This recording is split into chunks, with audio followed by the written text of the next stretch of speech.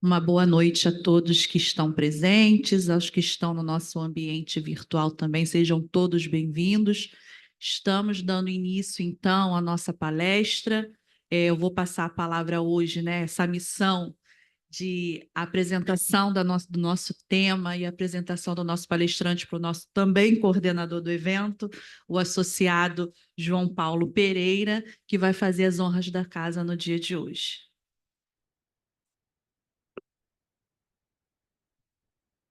Boa noite, pessoal. Hoje nossa palestra vai ser Construindo Cidades Resilientes, Estratégias de Implementação no Rio de Janeiro.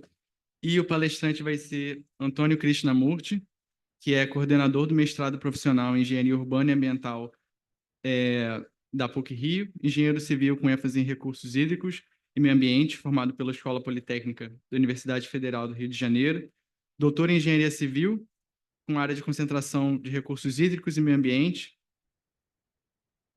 no programa de Engenharia Civil da COP, da UFRJ, participa de pesquisas com o laboratório Água e Cidade da Poli-UFRJ, atua na área de Engenharia Civil, com ênfase em hidrologia, saneamento, engenharia hidráulica, manejo de águas pluviais, drenagem urbana e modelagem hidrodinâmica, e integrou a equipe de engenheiros dos eixos estruturantes de saneamento e resiliência ambiental no âmbito do Plano de Desenvolvimento Urbano Integrado da Região Metropolitana do Rio de Janeiro. Antônio, qual que é o seu?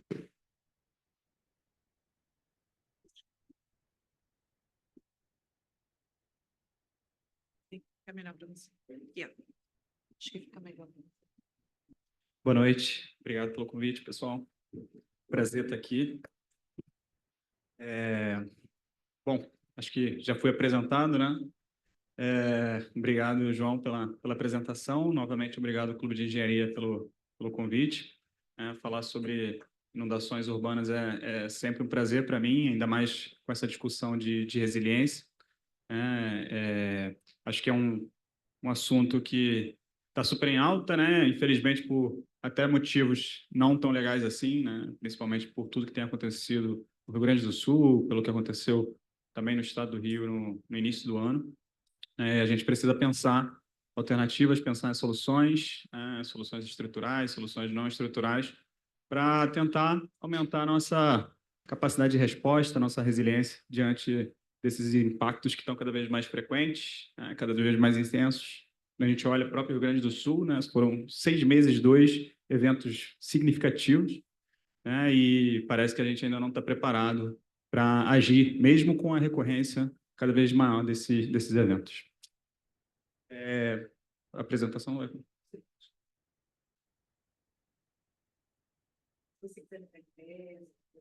Não sei. Vou ficar sentado, então. Acho que o pessoal em casa está vendo aqui a tela, está me vendo também, ou como é que está sendo? Porque acho que... Não, pode deixar a sua tela, não tem problema não. Bom, pessoal, então eu sou professor da PUC-Rio, né, do Departamento de Engenharia Civil e Ambiental. Participo do programa de pós-graduação em Engenharia Civil, com a linha de pesquisa de tecnologias ambientais, esse programa acadêmico, e também participo do programa profissional, né, de Engenharia Urbana e Ambiental, esse do qual sou coordenador. Tá? Já trabalho com a questão de inundações tem um bom tempo, né, desde metade da graduação, já como estagiário, já lidava com alguns projetos de inundação. Comecei na bacia do Rio Estrela, né, tem um afluente que é o Rio Saracuruna, em Caxias, né? Fiz alguns projetos de inundação para lá e depois atuei bastante na bacia do Rio Acari. Vai ser o estudo de caso que eu vou trazer especificamente aqui para vocês, tá? Para a gente tentar utilizar como pano de fundo um cenário real também, tá bom? Então, é importante a gente destacar aqui, né, que o desenvolvimento das cidades ele ocorreu majoritariamente, né, próximo aos cursos d'água. Então, ao mesmo tempo que os cursos d'água traziam para a gente uma capacidade de desenvolvimento urbano, capacidade de desenvolvimento social, né, a gente começou a ver que eles também, né, dependendo de como a gente tratasse eles ocasionavam alguns problemas, como as inundações. Né? Então, o processo de urbanização, né, tá um pouco atrás aí, vou dar uma olhada aqui. Então, o processo de urbanização tende a introduzir alterações no ambiente natural, notadamente nos padrões de uso do solo, provocando uma série de processos que modificam a qualidade tanto do ambiente natural quanto do ambiente construído.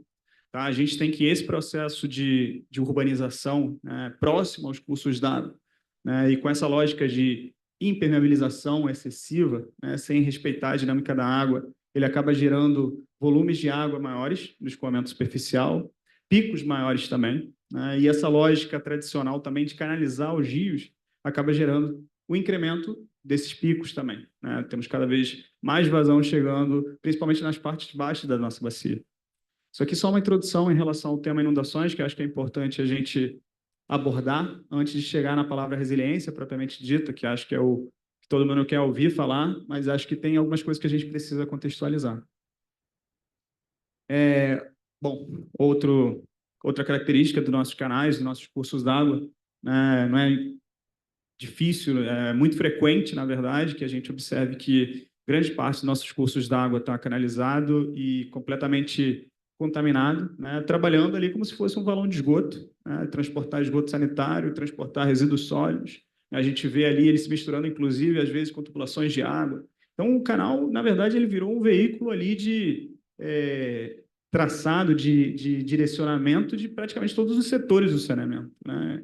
A gente vê ele como um veículo ali de guiar, de levar os nossos problemas, né? Então, esse é um cenário que a gente vê em grande parte da nossa cidade, principalmente, Rio de Janeiro, né? Estado do Rio de Janeiro como um todo. Em relação às inundações, propriamente dita, a gente tem até aqui um gráfico um pouco mais desatualizado, né? Mas, enfim, que dá um retrato de como as inundações compõem uma parcela importante de todos os desastres de origem natural que a gente tem no globo, né?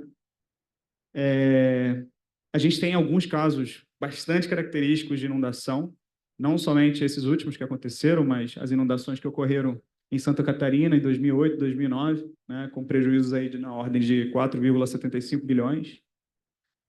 Em Alagoas, 2010, né, com cerca de 2 bilhões de prejuízos. Aqui a gente tem as perdas em Pernambuco, né, também em 2010, com cerca de 3,4 bilhões de perdas e danos, concentrados principalmente no setor social. E o grande desastre, né, o pior que já foi registrado na história, na região serrana do Rio de Janeiro, em 2011, né, afetando municípios como Petrópolis, Nova Friburgo, né, com prejuízos aí, perdas e danos de 4,78 bilhões, né, além de todas as perdas humanas que a gente também teve nesse evento, né. E aqui trazendo um pouco mais essa discussão do que recentemente vem acontecendo, né. No início do ano a gente teve inundações críticas na bacia do Rio Acari, né, que eu vou trazer aqui alguns exemplos de alguns resultados. Também na bacia do Iguaçu, Sarapuí, já na Baixada Fluminense. Recentemente em Petrópolis, né, em 2022 também em Petrópolis, que deixou mais de 100 pessoas mortas, né, diversos prejuízos para a cidade. É um tema que, sim, infelizmente está ganhando os holofotes, mas, enfim, a gente precisa saber como tratar essas questões, né? E aí, quando a gente olha os impactos das inundações, né, nos setores da cidade, principalmente em relação àqueles eventos que eu apresentei aqui para vocês, a gente tem cerca de 50% do setor da cidade sendo impactado, o setor de habitação da cidade sendo impactado pelas inundações. Então, o setor da cidade que mais sofre com as inundações, em geral, é o setor da habitação, é o setor habitacional, são as casas, são as pessoas.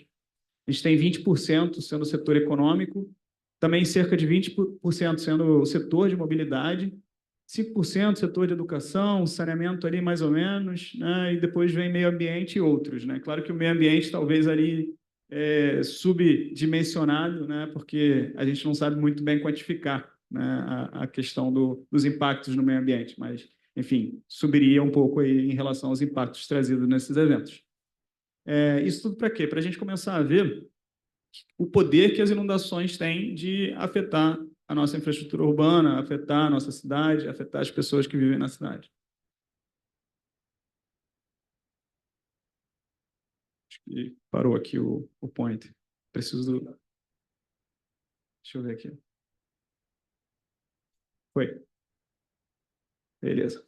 Então, as cheias urbanas geram danos a edificações e equipamentos urbanos, né? Degradam e empobrecem áreas sujeitas à inundação, geram perdas associadas à paralisação de negócios e serviços, interrompem a circulação de pedestres e de sistemas de transporte, são potenciais veículos de difusão de doenças, afetam e são afetadas pela coleta de resíduos sólidos e de esgotos, né, trazendo novamente essa discussão do impacto no próprio setor do saneamento, né, como é que a gente pode ter um separador absoluto, né, o esgoto correndo por um lugar, a drenagem correndo por outro, mas se a gente tiver alagamentos, essa água vai acabar entrando no sistema de esgotamento sanitário. Qualquer volume de água pluvial que entrar no esgoto sanitário, no sistema de esgoto sanitário, tem o poder de saturar essas redes, né, e fazer com que elas extravasem. E a gente vai ter um esgoto combinado ali, pluvial e sanitário, extravasando também para a superfície. Então, é necessário pensar que o sistema de drenagem como um setor, né, um eixo que, na verdade, ele tem a capacidade, tem o potencial de afetar todos os outros, né? Então, diante disso, né, a gente vê que a cidade se desenvolve, né, a gente tem o processo de urbanização, que gera modificações na bacia, a gente tem canalização dos rios, a gente tem impermeabilização, a gente tem ocupação de áreas alagadas, né, áreas, regiões que eram do espaço da água hoje vão estar aterradas, a gente vai estar tirando esse espaço da água.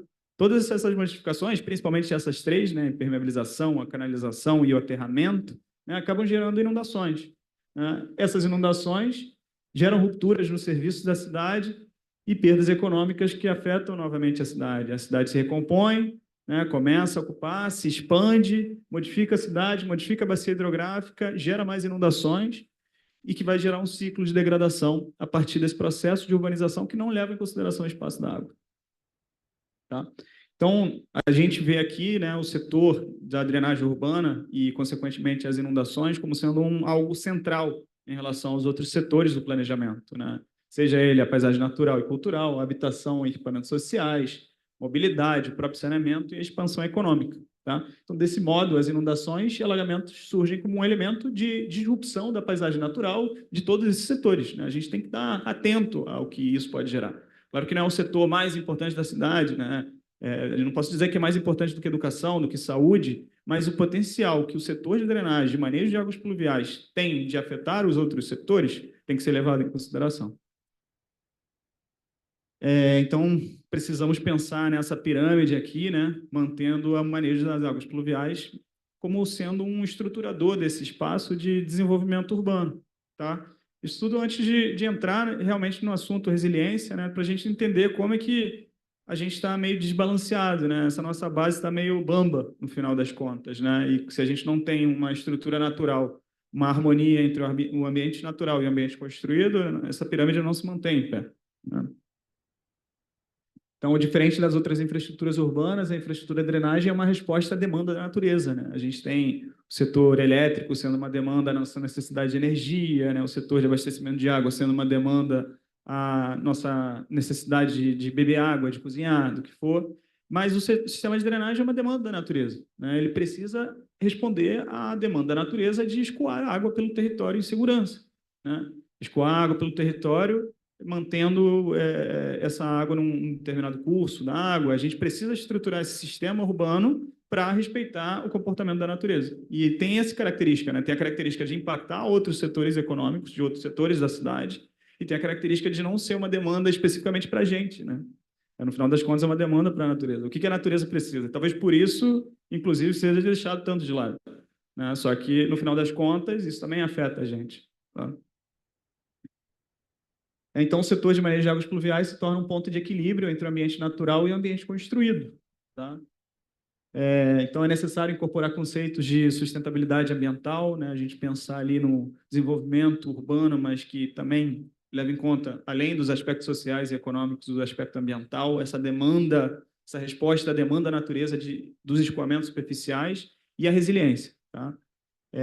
Isso, claro, no processo de crescimento da cidade, abre um diversificado conjunto de oportunidades a serem exploradas como soluções integradas em um contexto que seja multidisciplinar também, né? Principalmente quando a gente olha o nosso território, principalmente a região metropolitana do Rio de Janeiro, a gente observa que há poucos espaços remanescentes, né? Então, a gente pegar uma determinada região e falar que vai ser um reservatório, né, que vai ser um parque inundável, apenas isso, né, acaba sendo uma perda de oportunidade, né? A gente precisa pensar nesses espaços urbanos com uma multifuncionalidade.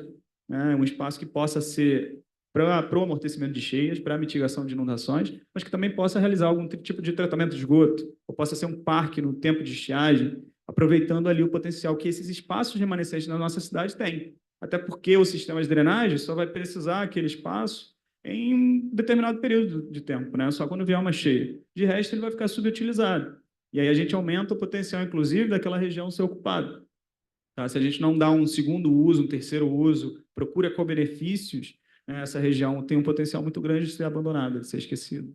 Tá? E aqui a gente entra, só para alinhar o conceito de resiliência, acho que a maioria de vocês já deve ter escutado bastante falar da resiliência, dessa capacidade da gente se recuperar diante de um evento crítico, um evento extremo, né? No contexto das inundações, a gente pode dividir o risco, né, o risco de inundações em dois grandes grupos, né, o evento causador de danos e os danos potenciais. Tá? O evento causador de danos, na verdade, a fonte, né, são as inundações, né, a partir da chuva, geradas a partir da chuva. Temos o caminho, né, entre a fonte e o atingido, que é a performance do sistema de drenagem e como o nosso sistema de drenagem vai funcionar. A fonte, as inundações, a fonte, a água, né, e o caminho gera uma consequência, né, de uma dada inundação. Do outro lado, a gente tem a consequência da inundação sobre os danos potenciais. Tá? Então, temos a exposição, né, muito importante, a gente precisa saber o número de atingidos. A gente tem a vulnerabilidade, que é a consequência resultante quando o sistema é exposto. E aí, dentro da vulnerabilidade, a maioria dos autores relaciona esses três outros subitens, que seria a suscetibilidade, prejuízos resultantes das inundações. Temos o valor, a quantidade de prejuízo que aquelas inundações geram sobre o território. E temos a resiliência, que seria a capacidade desse território, determinada população, responder a essas inundações. Então, quando a gente fala em reduzir riscos, né, a gente pode estar falando em diversos aspectos aqui, né? Por exemplo, reduzir a exposição. Reduzir a exposição seria retirar determinada população de uma faixa marginal de proteção, por exemplo. Né? A gente não está se tornando mais resiliente, a gente está reduzindo o risco porque a gente está reduzindo a exposição, que é o que querem fazer, por exemplo, em algumas cidades lá no Rio Grande do Sul, de não reocupar determinadas margens do rio, né? Construir em outra região. Você diminui a exposição. Né? Você pode também, no final das contas, reduzir o risco melhorando o caminho da água. Né? E aí, de certa forma, tornando o sistema de drenagem mais robusto. Né? Você pode fazer uma galeria, você pode fazer um reservatório, você pode fazer uma canalização. Então, você está mexendo aqui nesses diversos elementos para tentar reduzir o risco, no final das contas. Ou você pode mexer na resiliência. Né? E aí, quando você mexe na resiliência, você está mexendo na habilidade de determinado sistema, de determinada região urbana, de responder melhor às inundações. E aí, isso pode ocorrer tanto do ponto de vista de ações estruturais, a gente pode estruturar o espaço melhor, a gente pode pensar em soluções de drenagem, que tem um aspecto não somente de caminho lá em cima, mas também de resposta aqui a determinados eventos de inundações. Tá? Determinadas soluções são mais resilientes que outras. Né? No momento em que a gente pensa, por exemplo, numa solução única, né? Por exemplo, pensemos ali na bacia hidrográfica do Canal do Mangue. A gente tem 3 grandes reservatórios, né, que acabam mitigando as inundações, a gente tem o desvio do Rio Joana, a gente tem 4 intervenções. Se a gente pensasse em substituir essas 4 intervenções por um grande super reservatório, digamos que tivesse o mesmo efeito hidráulico, né? Imagine, se esse reservatório falha, o meu sistema todo falhou.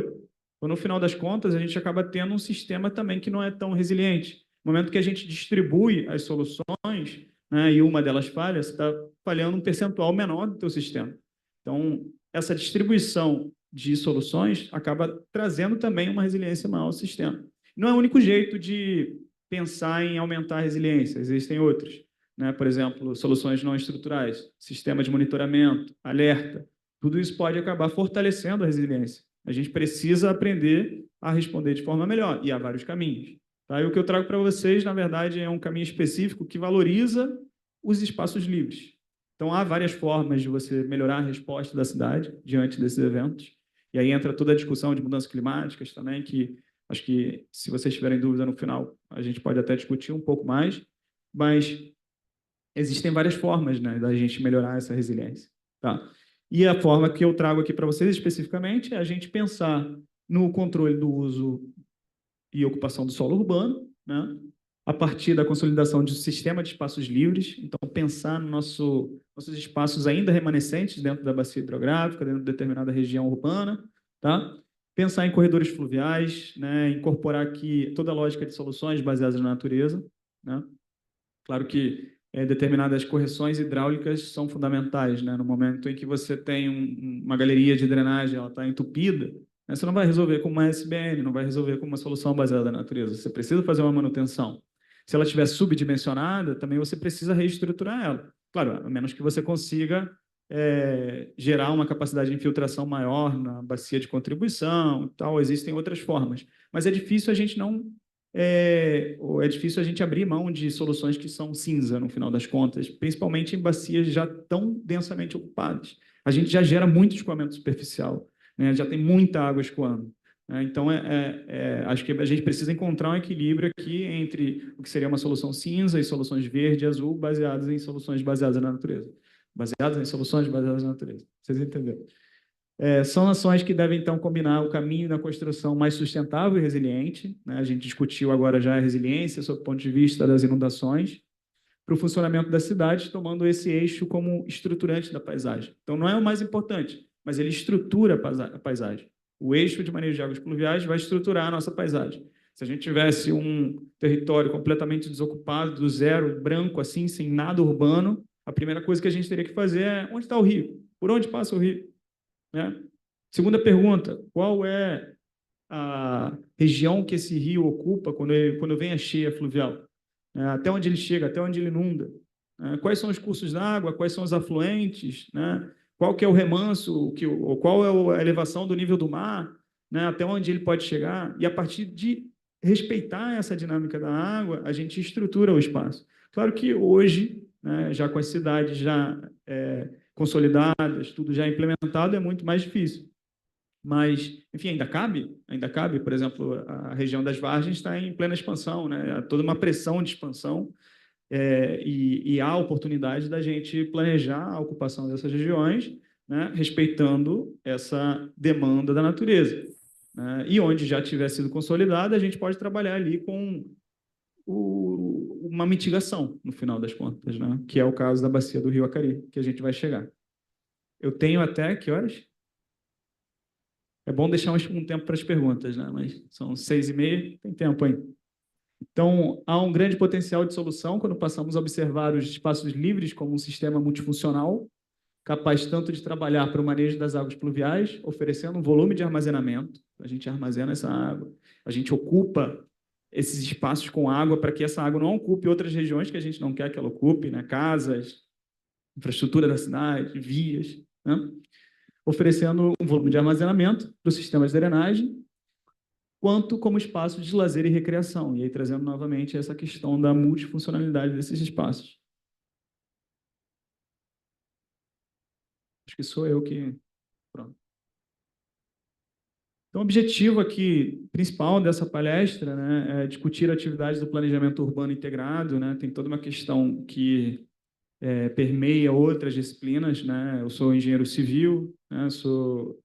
Como o João falou, sou da área de recursos hídricos e saneamento, então eu tenho uma visão que, claro, vai puxar sardinha para a água, não tem muito jeito. Mas é necessário que essas discussões também permeiem outras disciplinas, o pessoal do urbanismo, o pessoal, inclusive, do design, o pessoal da mobilidade, né? Essa discussão aqui surgiu principalmente no âmbito do Plano Metropolitano, que foi desenvolvido, publicado, a publicação final foi em 2018, no qual a gente teve a possibilidade de interagir bastante com outras disciplinas, né? E o consenso de que a drenagem urbana era um eixo que precisava ser estruturante do espaço, né, foi grande, né? Porque no final das contas a gente abria plantas, né, e chegava alguém da habitação e falava assim: onde a gente vai ocupar? Qual é a região que a gente vai ocupar? Chama o pessoal de saneamento para dizer onde que inunda, chama o pessoal de infraestrutura para dizer onde tem rede de saneamento já implementada, né? Então acaba que isso é muito importante, né? A gente dialogar de forma mais sinérgica, né? Então, conciliando demandas naturais e urbanas, né? Utilizando o sistema de manejo de águas pluviais como estruturador do espaço para desenvolver cidades mais sustentáveis e resilientes. Além disso, né, no final da apresentação, caso a gente consiga chegar lá, vamos conseguir, seria quantificar a resiliência de um sistema que leve em conta a dinâmica das águas pluviais urbanas. Então, utilizar ferramentas, inclusive, para a gente chegar e falar, quero fazer um projeto tal. Se eu fizer esse projeto, eu vou aumentar a resiliência do meu sistema ou vou piorar a resiliência do meu sistema? Ou eu tenho um projeto A, um projeto B, um projeto C. Dependendo do projeto que eu escolher, né, talvez à primeira vista um seja mais relevante, mas quando a gente coloca a discussão da resiliência na mesa, né, pode ser que o projeto B ou C seja ganhador em comparação ao projeto A. Então, é necessário que a gente comece a pensar também na resiliência como ferramenta para a decisão do planejamento territorial e da escolha de alternativas para, por exemplo, mitigar inundações, né? Não somente, por exemplo, diminuição de lâminas diante de um evento de projeto, né? A gente pega o evento de projeto lá de tempo de recorrência de 25 anos, que é o tradicional para macrodrenagem, e a gente faz uma avaliação de qual que é o projeto que melhor funciona para aquela inundação, para aquela chuva, para aquele evento. Isso é muito simplista, né? A gente precisa levar em consideração outras coisas também, né? Tipo risco residual. Às vezes a gente faz um projeto e ele falha, ele tem um risco residual enorme, né? A consequência da falha dele é absurda, né? E que a gente não leva em consideração. Quando você faz um projeto, você não considera que ele vai falhar, mas para drenagem você precisa considerar. Se você está simulando, se você está planejando, dimensionando para um TR-25, um TR-26, TR-50, TR-100, vai haver falha. Então, é necessário pensar que o seu sistema de drenagem, na verdade, ele está dimensionado para falhar. O que vai acontecer na falha? Né? E o que vai acontecer na falha, por quanto tempo, como que a cidade vai reagir a isso, tudo isso está incorporado na resiliência. Tá?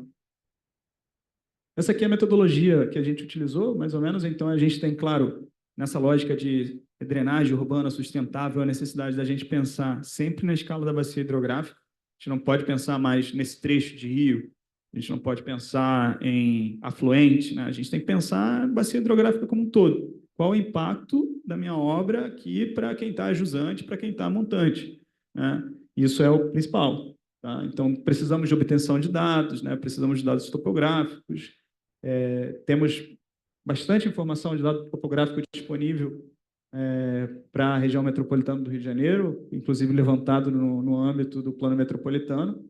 Aí é necessário fazer um diagnóstico do sistema de drenagem. Agora eu vou usar aqui o pointer. Vamos ver se eu consigo.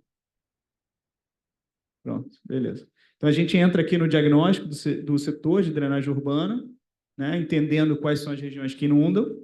A gente faz um diagnóstico também dos espaços livres, porque são eles, na verdade, que vão incorporar esse sistema de drenagem também. E a gente pensa num projeto de mitigação de inundações. Na verdade, eu vou trazer só um projeto para vocês aqui, a construção de um projeto, mas, enfim, como eu falei para vocês, podem ser pensados no projeto A, B, C, D, Z. Né? A gente precisa de entender como as estruturas da cidade são afetadas por essas inundações, então, habitação, esgotamento sanitário, equipamentos urbanos, mobilidade, economia, né? E pensar em indicadores para ajudar a gente a tomar a decisão e quantificar os ganhos trazidos, né, para a cidade com o projeto de mitigação de inundações, né, tanto comparando indicadores da situação atual como da situação de projeto. Tá? Então, aqui finalmente a gente chega na bacia do Rio Acari, né, uma bacia que eu tenho bastante carinho, né. Recentemente eu tenho conseguido me aproximar mais à população dessa bacia hidrográfica, né, principalmente com o apoio da Defensoria Pública, da Pastoral das Favelas, né, para, enfim, realmente ver as coisas acontecendo e poder contribuir. Né? É uma bacia hidrográfica que, enfim, tem mais de 1 milhão de habitantes, fica na zona norte do Rio de Janeiro, do município do Rio de Janeiro, né? Pega desde bairros de Realengo, como até Acari, né? A Dutra passa por aqui, por essa parte, né? Ela, inclusive, é um dos grandes problemas de restrição hidráulica que essa região tem. E a região mais crítica é essa aqui embaixo. Região que já foram registrados mais de 2 metros de inundação na casa das pessoas. Então, você tem toda uma bacia hidrográfica, né? Mais de 20 quilômetros de curso d'água. Imagina, todo mundo aqui em cima, olha o estado de impermeabilização dessa bacia hidrográfica. E todo mundo aqui em cima solucionou os problemas de drenagem da maneira tradicional, escoando mais rápido, levando água para frente. Pô, está inundando aqui, joga água para frente. Vocês imaginam o estado, a quantidade de água que chega aqui na região baixa dessa bacia, né? Região ocupada prioritariamente por favelas, né? Uma galera que está completamente abandonada, esquecida. esquecido.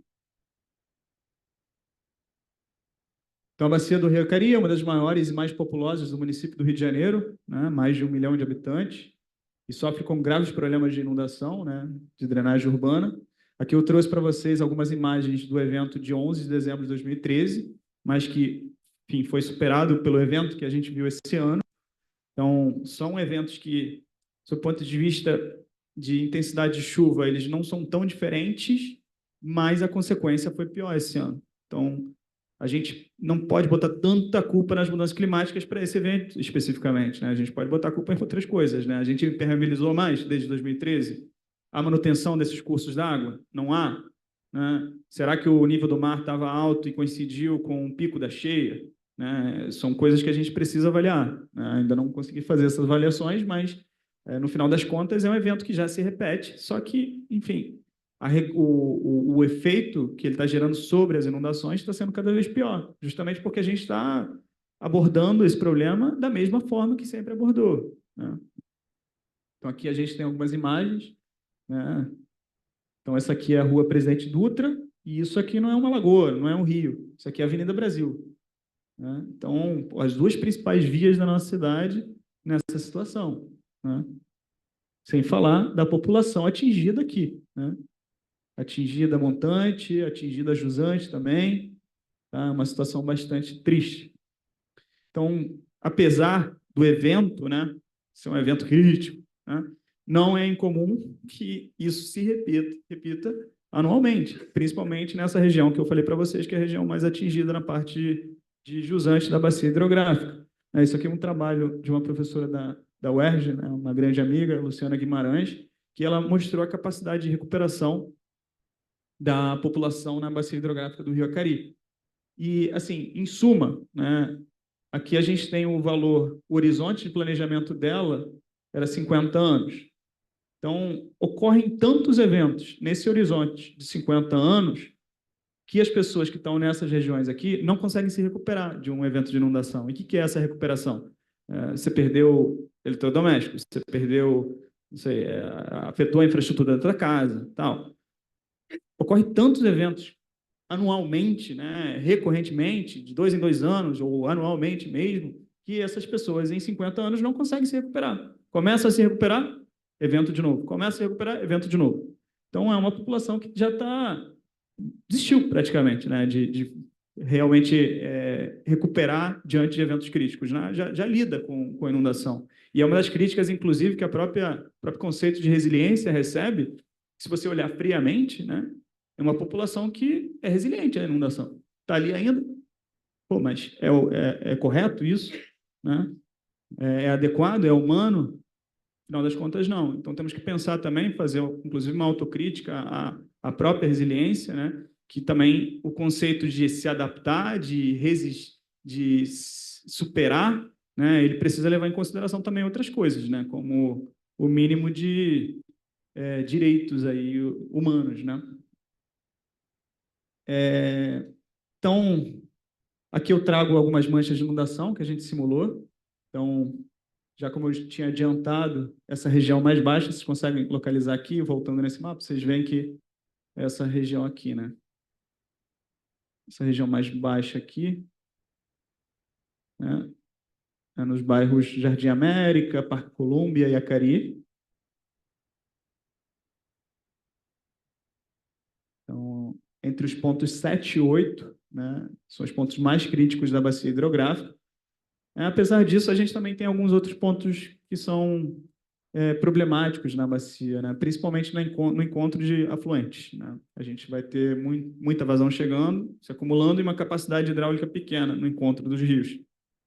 A gente tem problemas aqui no ponto 1, na afluência do Rio Marinho com Catarina, no bairro de Realengo.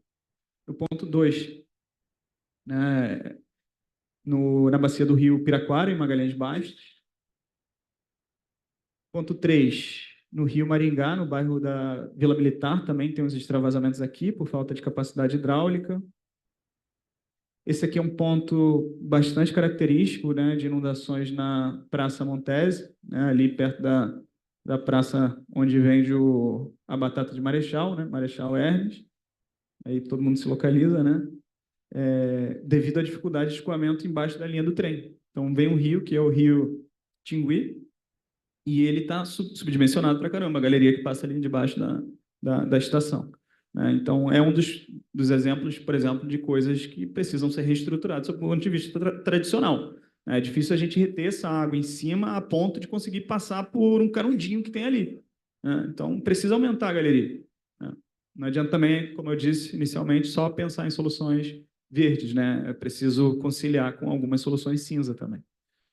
Então, no ponto 6, né, na confluência do rio Tingui com o Sapopemba, devido ao estrangulamento vertical causado por uma ponte, da rua Luiz Coutinho Cavalcante, então, bastante obstruções de ponte, né, ponte que estão ali estrangulando o rio. Né. Ponto 5, Oswaldo Cruz e Bento Ribeiro, né, o Rio das Pedras, também alguns extravasamentos. Ponto 7 e 8, né, que são a região mais crítica, com mais de 2 metros de inundação, pegando os bairros de Jacari, Parque Colômbia, Coelho Neto, Irajá e Pavuna. Tá? Eu não falei, passei, acho que batido por essa parte, mas tudo isso com simulação hidrodinâmica. Né? A gente utilizou um software que foi desenvolvido na UFRJ pelo professor Marcelo Miguel, o Modcel, que ele ajuda a gente a mapear essas inundações. Então, também é uma discussão que a gente precisa quantificar, no final das contas. Né? Então, uma ferramenta de simulação é fundamental para esses casos. Né? Para a gente não só entender quais são as regiões que provavelmente vão inundar, como também quantificar. Né? E aí, ainda mais em cenários de projeto, como que meu cenário de projeto vai reduzir as lâminas de inundação? Esse modelo tem essa capacidade também. E aí, em relação ao diagnóstico dos espaços livres, né, a gente tem uma bacia que tem pouquíssimos espaços livres. Prioritariamente, esses espaços estão na região de montante, né, justamente por serem unidades de conservação, estão preservados, e também pela declividade que tem, que gera uma dificuldade de ocupação significativa. Né? Além disso, a gente tem alguns espaços que pertencem à aeronáutica, né? Enfim, isso ajuda a preservar, mas de resto, cinza, tudo cinza. Né?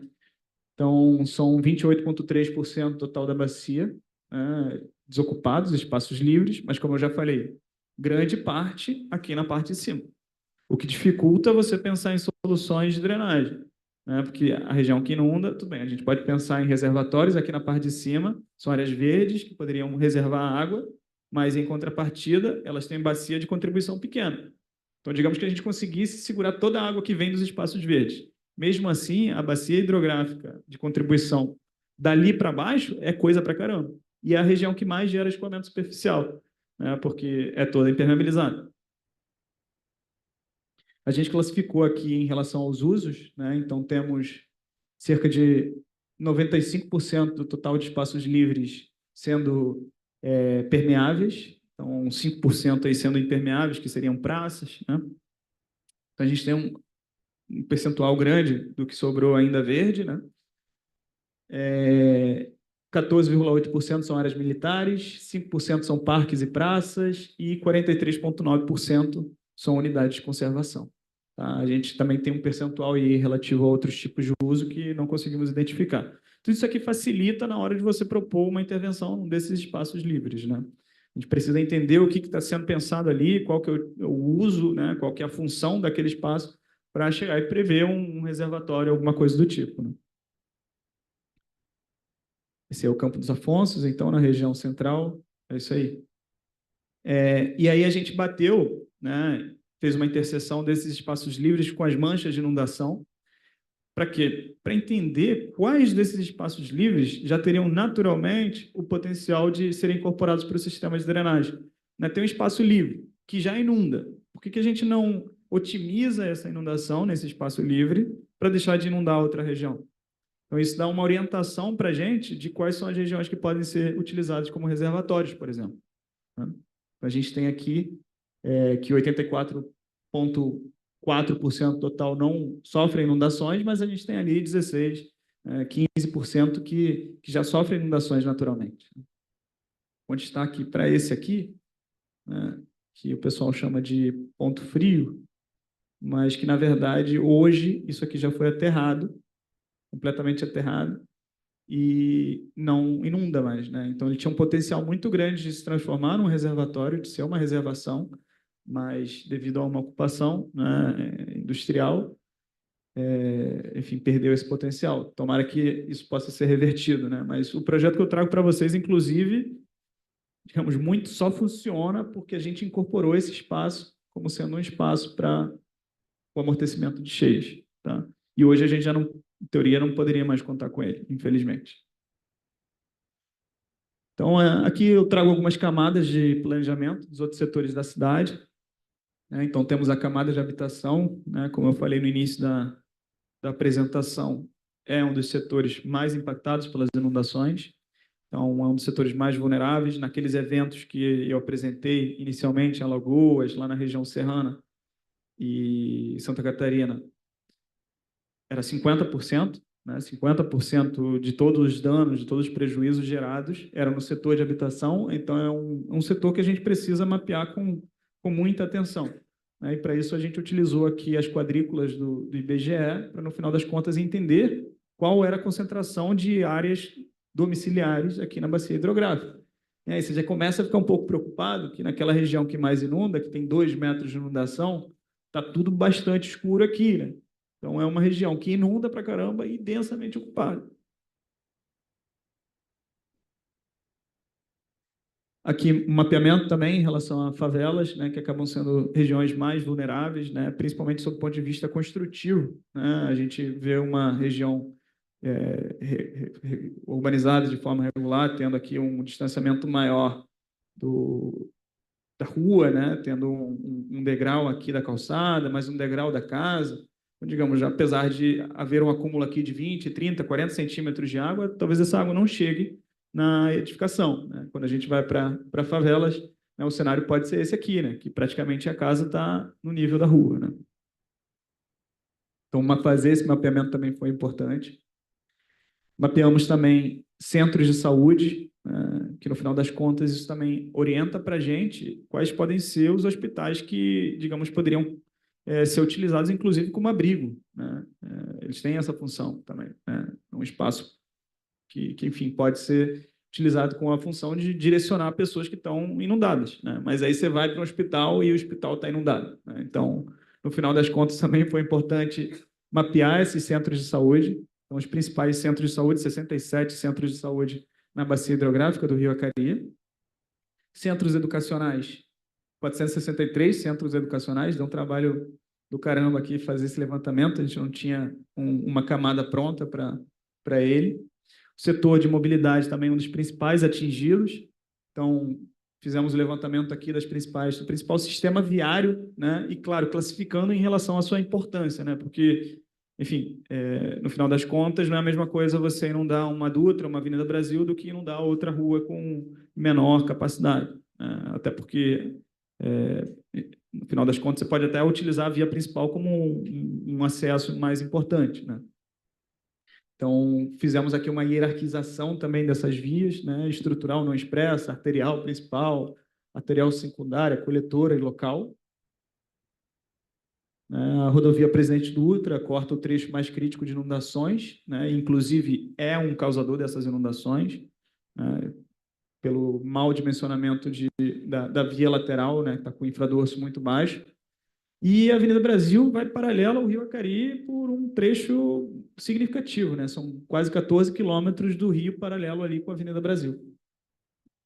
Também levantamos as estações de transporte, né? Então, temos 3 estações de metrô, né? Diversas, quantas? 17 estações ferroviárias e cerca de 1.100 pontos de ônibus, para tentar entender como o sistema de transporte também responde a essas inundações. Centros comerciais, 335 pontos de interesse comercial, patrimônios culturais, né? Entendemos aqui quais foram os principais patrimônios da bacia hidrográfica, também foi importante a gente fazer esse levantamento. É algo que é difícil até de quantificar em relação a prejuízo, né? Quanto vale um patrimônio cultural que inundou, que foi perdido, né? Às vezes não tem como precificar. E aí, enfim, mas sim ou não, né? Inundou ou não inundou? Essa foi a nossa quantificação. A gente tem alguns clássicos aqui, então tem um monumento a São Cristóvão, mais na parte de baixo da bacia, a Estação Ferroviária Marechal Hermes, que eu já adianto que inunda, né? Museu Aeroespacial, o Palácio Rio 450. E aí a gente começa a fazer essa brincadeira aqui de interseção entre essas camadas, tá? Então, sempre utilizando como base a camada de drenagem urbana, vamos fazer ela com patrimônio cultural, com economia, com equipamentos sociais, mobilidade e habitação. Vamos ver o que está sendo impactado realmente nessa bacia. Que a mancha de inundação, ela dá uma ideia, se mostra crítica, mas o que ela está atingindo no final das contas? E aí, se não estiver atingindo nada, a gente está bem, a gente ocupou direito o espaço, né? Mas a gente vai ver que não foi isso que aconteceu, né? Então, quando a gente pega aqui a mancha de inundação, em relação aos domicílios ocupados, né, a gente tem 46.400, né, domicílios inundados. E o pior, né, desses domicílios inundados, né, a lâmina média de inundação é de 37 centímetros. Em média, esses municípios inundam 37 centímetros quando inundados. Tá? Claro que tem uma região da bacia hidrográfica que acaba puxando essa média para cima, para caramba, mas é um número que é assustador. Aqui, em relação à proteção, que a gente tinha conversado nos slides anteriores, né, a gente utilizou uma proteção das edificações regulares de 50 centímetros, né, elas um pouco mais afastadas da rua, né, e nas edificações em regiões de favela, 20 centímetros em relação à rua, elas estão mais suscetíveis, né, estão uma vulnerabilidade maior. Só para vocês verem que eu não estou mentindo, né, algumas imagens aqui do evento, né, que mostra realmente as inundações muito críticas. A gente também mapeou aqui as áreas contaminadas pelo aporte de drenagem à rede de esgoto. Então, no momento em que você tinha mais de 50 centímetros de água entrando nas casas, essa água já invadiu o sistema de esgotamento sanitário. E se ela já invadiu o sistema de esgotamento sanitário, muito tempo, já entrou pelo posto de visita das ruas. Mas, enfim, a gente foi até um pouco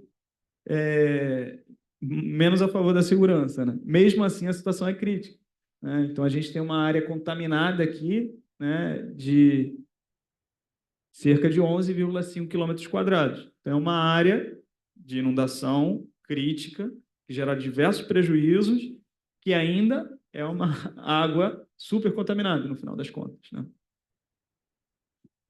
E tem essa foto do G1, né? Hospitais, né? A gente tem 18 hospitais inundados, 18 centros de saúde, perdão, inundados, né? Como o Hospital de Acari, né? Parou com enchente. 85 centros educacionais inundados. E aqui a gente acabou criando um indicador que chama severidade das vias inundadas, né? Que pondera as vias pela sua importância, né? Então, peso 5 para estrutural não expressa e peso 1 para local, tá? Tentando ali levar em consideração a importância que aquela via tem para o sistema de transporte, tá? Especificamente para o sistema de transporte, né? A via pode ser super importante sobre outro ponto de vista, né? Pode ter casa para caramba, no final das contas, mas a gente está mapeando isso em outro lugar, tá? Isso aqui é olhando o sistema de transporte. Aí a gente tem uma severidade de inundação de 0,66, que não é 66%, né? Que esse número sozinho ele não diz muita coisa. Ele é importante quando comparado a outro cenário. Então, num cenário de projeto, qual vai ser esse número, no final das contas? E a gente consegue utilizar ele como parâmetro, né? É um percentual ponderado, digamos assim, pela importância da via. Aqui a gente utilizou o fato de ser atingida ou não aquela via 30 centímetros, né? Que seria uma lâmina que iria atrapalhar a mobilidade. Então, também para vocês verem que eu não estou mentindo, né? O mau tempo levou a Prefeitura do Rio a pedir que a população evitasse sair de casa. Vias importantes do Rio, como a Avenida Brasil, a Avenida Radial Oeste, não é o caso, mas e até a rodovia Presidente Dutra, que liga Rio a São Paulo, tiveram trechos interditados por causa de alagamentos. Em relação a eixos, ainda no eixo de mobilidade, né? Pensando aqui nas estações, nos pontos de ônibus, estações de metrô, a gente tem uma estação de metrô impactada, né? Se eu não me engano, foram 5 da Supervia e o restante é ponto de ônibus.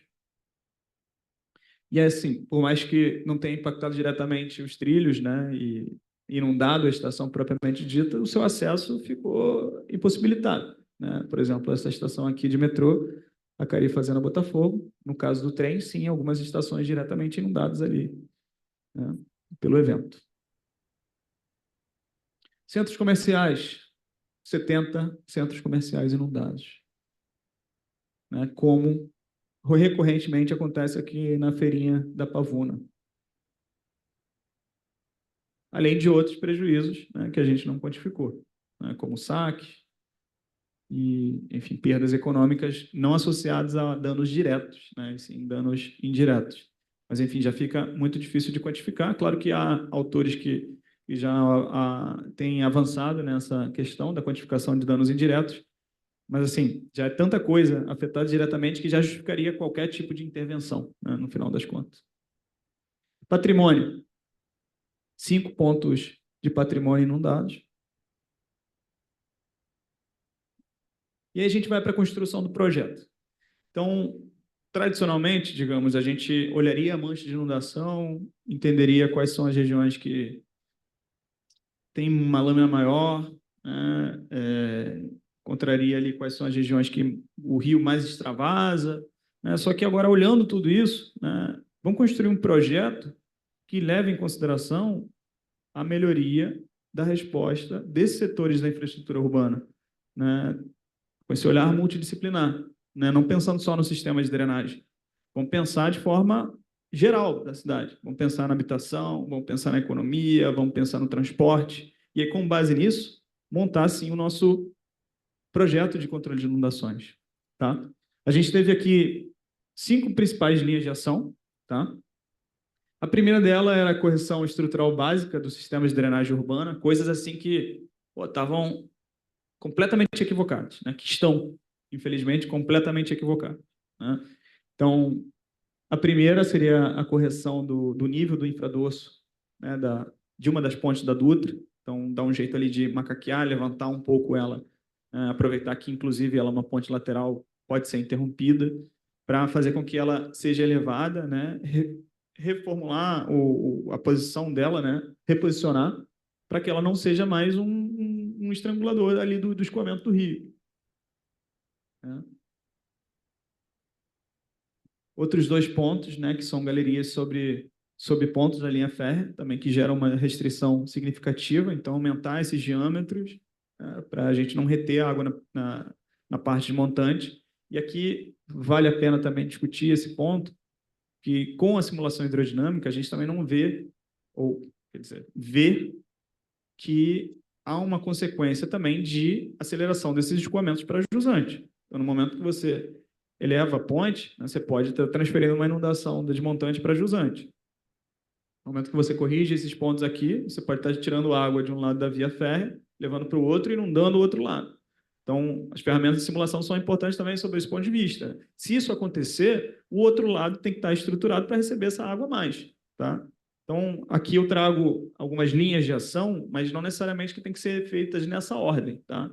Porque, principalmente a retirada da Dutra, se o canal principal... Retirada da Dutra é forte, né? A correção da Dutra, já falei isso várias vezes e tem que me corrigir. Não vou retirar a Dutra, não estou aqui lutando pela retirada da Dutra, não. Pela correção de uma das pontes da Dutra. Né? Se você fizer isso e não preparar o canal que está na parte jusante, né, você pode incrementar as inundações naquela região. Tá? Aqui são as estações de proximidade da linha férrea aqui que tem essas galerias. Né? A gente vai, então, para a segunda linha de ação, que seria a limpeza e dragagem dos principais cursos d'água da bacia, né, do principal curso d'água. A gente verificou uma incapacidade hidráulica aqui significativa, principalmente pela quantidade de sedimentos que essa região acumula. Tá? É uma região também que tem um rio ali com uma capacidade hidráulica que não está legal. Né? Então, nesse projeto aqui, a gente fez a limpeza e dragagem de cerca de 4 quilômetros do curso d'água principal.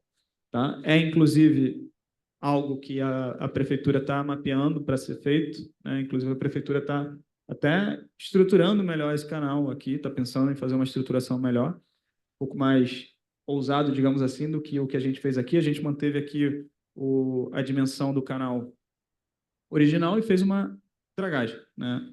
Retirou ali, alinhou o fundo, né? Claro que tem toda a questão que tem que ser discutida também, que é a estabilidade das margens, né? Tem uma população que está muito grudada ali no canal.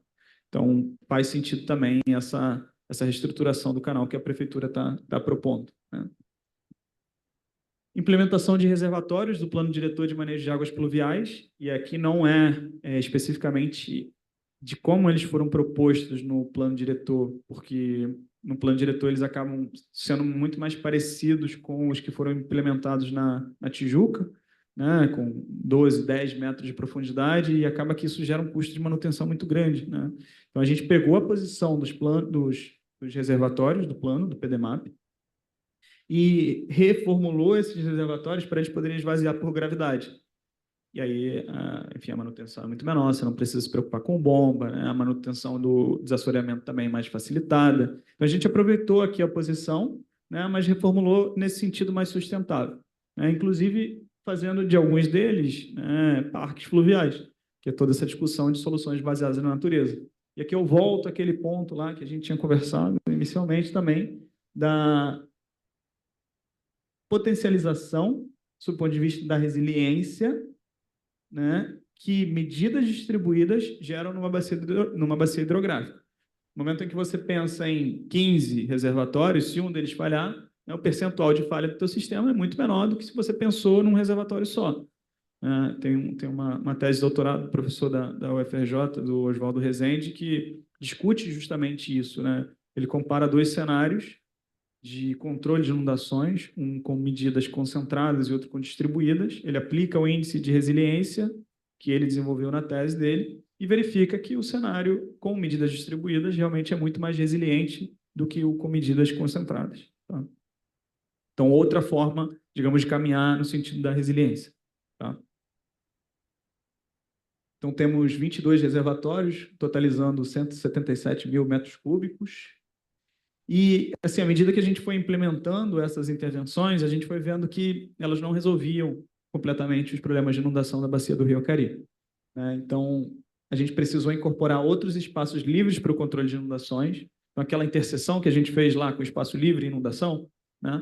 A gente incorporou alguns daqueles espaços como os reservatórios. Isso aqui.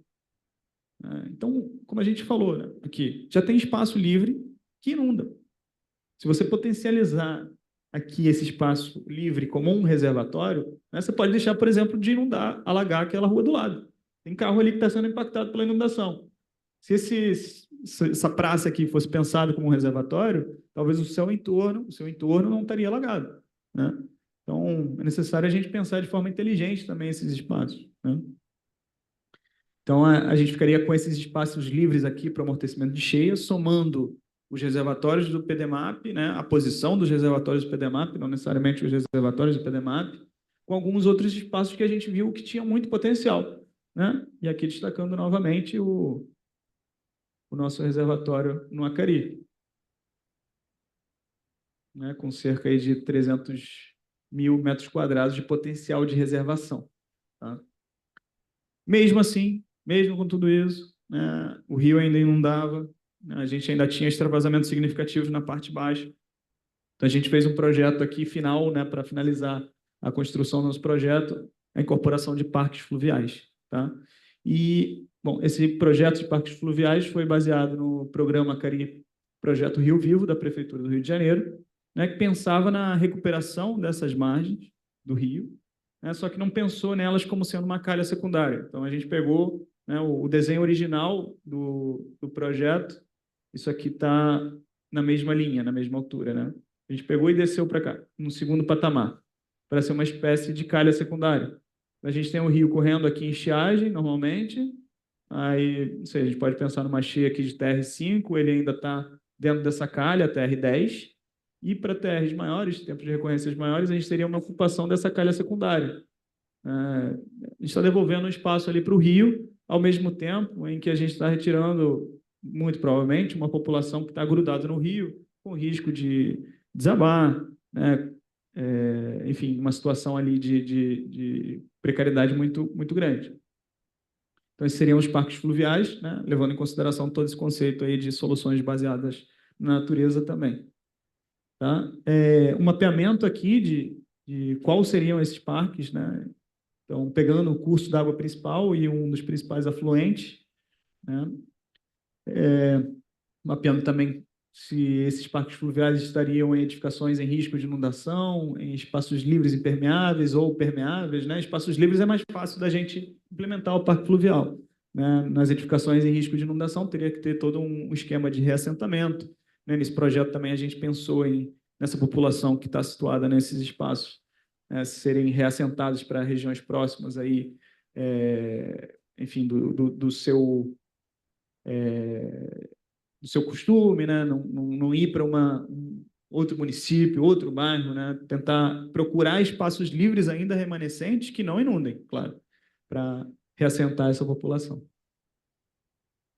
E aí, com essas 5 linhas de ação, né, a gente consegue ver aqui no perfil de níveis de inundação. Então, só para a gente falar a mesma língua aqui, esse aqui é o fundo do rio, né? Aqui a gente vê a diferença, né, do fundo do rio na situação atual e na situação de dragagem. Tá? Então, a retirada desse material aqui, né, aumenta a capacidade hidráulica do nosso curso d'água, né, naquela segunda linha de ação. Lembra? Aqui os 4 quilômetros iniciais do rio, né, o eixo 0 a 4.000. Haveria uma dragagem até aqui. Tá? Essa linha traço ponto aqui é a margem. Tá? E essa linha aqui contínua azul é a linha de inundação da situação atual. A linha tracejada é a linha da situação de projeto. Então, se a linha d'água está acima da margem, né, há inundação. Então, tem inundação nessa região toda aqui. E aqui também. Esse degrau aqui é gerado por aquela ponte que a gente comentou, a Luiz Coutinho Cavalcante. E esse degrau aqui é gerado pela Dutra. Dá para ver como ela acumula bem mais água aqui na parte de montante da Dutra, né? E aí, com o projeto, a gente consegue conter, pelo menos para o TR-25, né, as inundações dentro da calha do rio principal. Claro que a gente ainda tem alguns acúmulos de água por alagamentos, né, problemas de microdrenagem, que não foi o foco original do trabalho, né, mas temos aqui uma situação de melhoria significativa, né? Principalmente quando a gente olha a parte baixa da bacia, né, que era a parte mais impactada, né, a gente vê uma melhoria legal. Ainda, claro, tem remanescentes de manchas de inundação, mas com menor intensidade.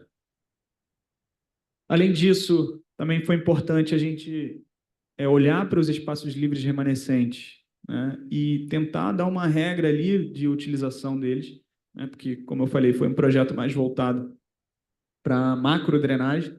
Então, no final das contas, há espaços livres que podem ser incorporados no sistema de microdrenagem. Tá? A gente não estava dando muita atenção a isso para esse trabalho, mas, enfim, é algo que pode ser replicado, né? É uma escala diferente, só isso, mas é a mesma lógica. Tá?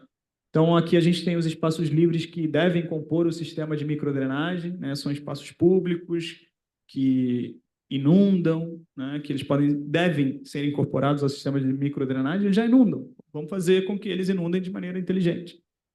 Espaços livres que devem ser preservados com áreas como área verde e permeável. Então, são espaços livres, verdes, né, que não inundam, mas que a gente também não pode ocupar. Um, por ser unidade de conservação, e outro, porque se a gente impermeabilizar, vai ser mais água escoando, né? Acho que alguém bocejou aí, está com sono. Temos espaços livres que podem ser incorporados ao sistema de microdrenagem, e aí é justamente porque são espaços que não são públicos. Espaços livres que, se for possível, incorporar o sistema de espaços livres, né, como área verde e permeável. Espaços livres para compor o sistema de macrodrenagem, que aí seriam os nossos reservatórios já previstos, né, e o corredor fluvial verde e azul, tá, que seria toda essa região aqui onde a gente propôs essas margens, essas calhas secundárias, que no final das contas acaba sendo uma calha secundária, mas com aquela discussão de pensar num espaço multidisciplinar, multifuncional, em situação de estiagem, ela vai ser um parque, tá? Inclusive para trazer aí para a população um lazer, né? E aí a gente vai fazer essa interseção entre todas essas camadas, né? De novo, né? Só que agora eu vou resumir, mas já agora com o cenário de projeto, e não mais com o cenário da situação atual. Vamos ver como os setores da cidade são impactados com essas inundações na situação de projeto. Então, olhem aqui os ganhos que a gente tem. Esses aqui são os nossos indicadores, né, de maneira simplificada. Então, a gente sai de 46.400 domicílios inundados para 12.000. Temos um ganho de 73,5%. E desses 12.000 que ainda inundam, né, eles vão inundar ou alagar, né, com 20 centímetros, né, uma redução aí de quase 50% da média das inundações que a gente tinha. Então, a gente tinha 46.400 com 37 centímetros de inundação em média. A gente passa a ter 12.000 com 20 centímetros de inundação em média. O ideal seria zero, no final das contas, né? Mas é uma bacia tão urbanizada, tão ocupada, né? E com tanta dificuldade de intervenção que é difícil a gente pensar em zero. Claro que, novamente, trazendo aqui que a gente pensou no sistema de macro-drenagem prioritariamente. Pode ter algum desses problemas aqui que sejam problemas de micro-drenagem, né? Ou de macro que a gente não olhou, né? Porque a gente olhou muito para o rio principal, tá? Para soluções do rio principal.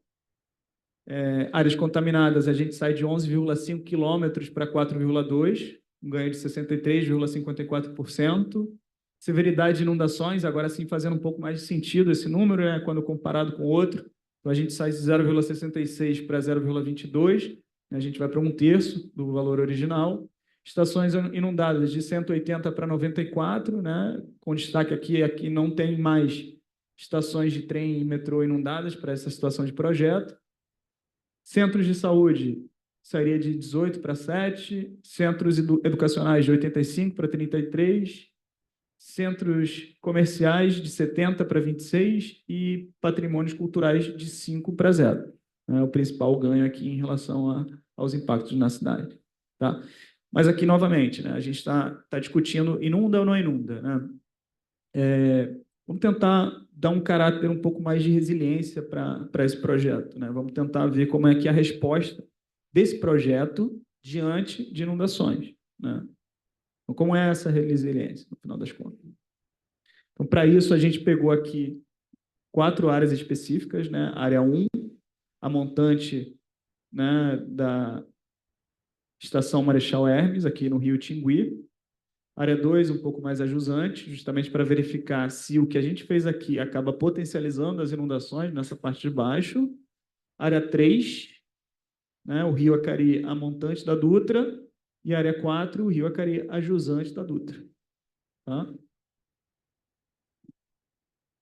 Comparando a situação atual com a situação de projeto, a gente vê um alívio nas inundações, então o azul mais escuro representa inundações mais intensas, né? Azul mais claro, inundações mais suaves, né? E aqui a gente tem levantado, né, as infraestruturas urbanas que são impactadas por essas inundações, na situação atual, à esquerda, na situação de projeto, à direita. Aqui eu trago para vocês o que seria um índice de integridade dos sistemas, tá? Então, né, quando a gente olha aqui esse valor de 0 a 1 seria a integridade total, tá? A gente está com o sistema funcionando, está funcionando adequadamente. 0 seria uma inundação que fez com que o sistema não conseguisse ofertar mais o seu objetivo ali de alguma função que ele tem para a cidade, tá? Então, quando a gente olha para a situação atual, né, em relação às casas, né, ao sistema habitacional, a gente vê a área 1, 2, 3 e 4, né, indo praticamente a 0. Né? Você tem casas que não dá mais para morar. Né? Dependendo da inundação, você não tem mais como ocupar aquela casa. Depois de um tempo, claro, a inundação cessa, né, e você tem uma recuperação do sistema. Tá? Em alguns lugares, em outros, a inundação se mantém. Você nem tem essa recuperação do sistema como um todo. Tá? Quando a gente vê a situação de projeto, claro, na área 1 ainda tem um impacto, né? Mas é muito menor. Né? E, ao mesmo tempo, dessa integridade do sistema reduzir, né, reduz menos, ela se recupera muito mais rápido. Né? E isso tem tudo a ver com a resiliência, né? Essa capacidade de recuperação desses sistemas. Coisas parecidas, né, acontecem com o sistema de esgotamento sanitário, né, até porque ele é proporcional aqui à habitação, né, a gente considerou só a mescla da drenagem do esgoto na habitação. Sistema de mobilidade, né? A gente vê também uma falha enorme, né? E depois uma recuperação bem lenta, né? Principalmente aqui na área 2, né? E quando a gente vê a situação de projeto, né? Claro, tem um impacto, mas essa recuperação é muito mais rápida. Isso acontece também em relação a centros educacionais e de saúde, né? Em relação à economia e em relação a patrimônio cultural, que na verdade nem chega a impactar, né? Você consegue, mesmo em um cenário de chuva, manter a integridade do teu sistema, tá? Isso tudo é discussão da resiliência, né? Então, como um projeto baseado, né, num sistema de espaços livres, protegendo o espaço, devolvendo ao rio, tentando devolver ao rio o espaço que a ele pertencia, né, responde muito melhor do que um cenário atual que, enfim, no final das contas, não se preocupou com isso, né? Isso aqui é outra discussão da resiliência, né, que diz respeito à adaptação, né, à resposta, não somente a cenários críticos, né, como cenários de incerteza, né, principalmente quando a gente tem as mudanças climáticas, já associando as mudanças climáticas. Então, a gente pegou isso aqui é um trabalho que a gente publicou acho que ano passado, né? Foi uma discussão muito interessante, na qual a gente tinha 3 estressores do nosso sistema de drenagem. Então, o estressor aqui desse eixo seria o estressor de mudanças climáticas. O estressor desse eixo seria o estressor da urbanização. Então, a gente já viu que é uma bacia muito urbanizada. E se ela urbanizar mais ainda? Vai estressar mais o sistema de drenagem. E temos um terceiro estressor, que seria o estressor da falta de manutenção, né? A gente pode deixar de fazer manutenção do sistema de drenagem, e isso vai estressar o nosso sistema pra caramba, né? Bom, e aí a gente simulou 8 cenários. Então, o cenário em cinza ali é o cenário base, né? O mais próximo ao eixo. Em 25 anos, se vierem mudanças climáticas em 25 anos, é o cubinho acima do nosso cenário base, certo? Se vier urbanização apenas, se a urbanização crescer conforme está crescendo nos últimos anos, é o cubinho que anda no eixo da urbanização. Se a gente... Opa, voltou? Voltou. Então, se a gente vier para cá, é o cubinho que mostra qual que é o estresse de você não fazer manutenção no teu sistema durante 25 anos. Tá, e se a gente urbanizar desenfreadamente e não fizer manutenção? Ah, esse cubinho aqui. Tá, e se a gente não fizer manutenção e tiver mudança climática? É esse cubinho aqui. E se a gente não fizer nada e tiver mudanças climáticas? Urbanizar pra caramba, não tiver manutenção e viés de mudanças climáticas? É esse cubinho aqui, tá? E aí, o que seriam essas mudanças climáticas? O impacto das mudanças climáticas. A gente está numa bacia que é costeira, né? Então, a elevação do nível do mar vai afetar, vai estressar o sistema de drenagem. A gente considerou cenários de elevação do nível do mar, né, propostos ou projetados pelo IPCC para 25 anos, né, que seriam cerca de 30 centímetros, na época que a gente fez essa pesquisa. Sim, 30 centímetros. E, além disso, né, tem toda a questão da chuva. Está chovendo mais intensamente, mais recorrentemente. Então, a gente pegou a nossa chuva de projeto de 25 anos e acrescentou 10% na sua intensidade, que também é um resultado que vem do painel internacional de mudanças climáticas, né, o IPCC. E aí o que acontece em relação ao nosso sistema? Então, lembrem tudo que a gente fez lá, né? Agora vamos olhar como que esse cenário, como que essa bacia hidrográfica reage para esses 4 estressores. Só que a gente não vai fazer somente isso para a situação atual. A gente vai ver também como o nosso projeto, que reage bem lá atrás, que a gente viu que responde melhor às inundações, como ele responderia para esses cenários futuros também. Tá? Vamos ver como a situação atual responde para cenários futuros e como o nosso projeto responde para cenários futuros. E a gente tem aqui essa resposta. Então, esse aqui é o cenário base, tá? E o cenário base com mudanças climáticas, na bacia do Rio Acari. Isso aqui está em termos de volume de extravasamento, milhões de metros cúbicos. Então, no cenário base, a gente tem cerca de 5 milhões de metros cúbicos. Se vierem as mudanças climáticas, a gente tem esse incremento aqui. Tá? Andando para a direita, no cenário de urbanização desenfreada por 25 anos. A gente quase que duplica os extravasamentos na bacia do Rio Acari se a gente continuar urbanizando do jeito que a gente vem urbanizando. Né? Claro, via as mudanças climáticas, a gente vai ter um incremento.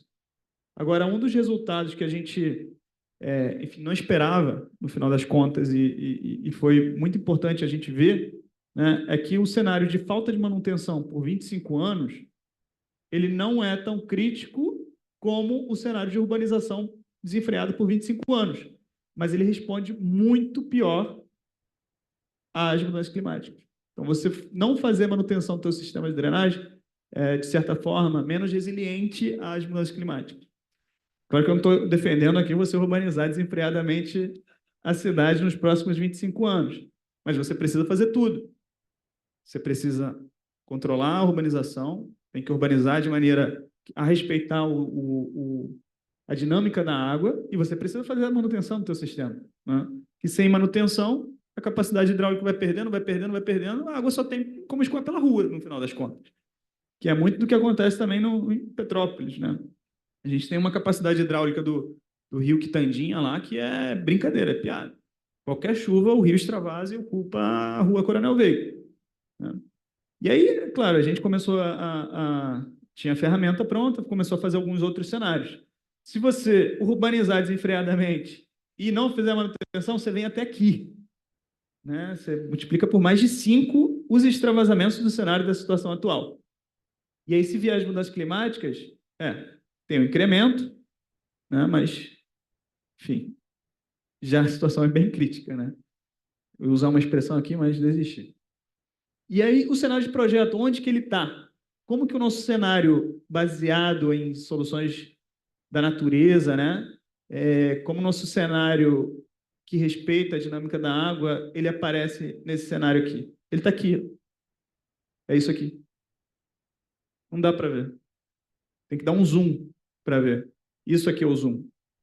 Então, o nosso cenário de projeto, ele tem menos de 0,005 milhões de metros cúbicos. Claro que a gente ainda tem alguns extravasamentos, como eu já tinha comentado. Percentualmente, claro, as mudanças climáticas vão afetar esse cenário. Percentualmente, a gente olha aqui um incremento significativo. Só que, em termos absolutos, nem se compara com uma situação atual. Né?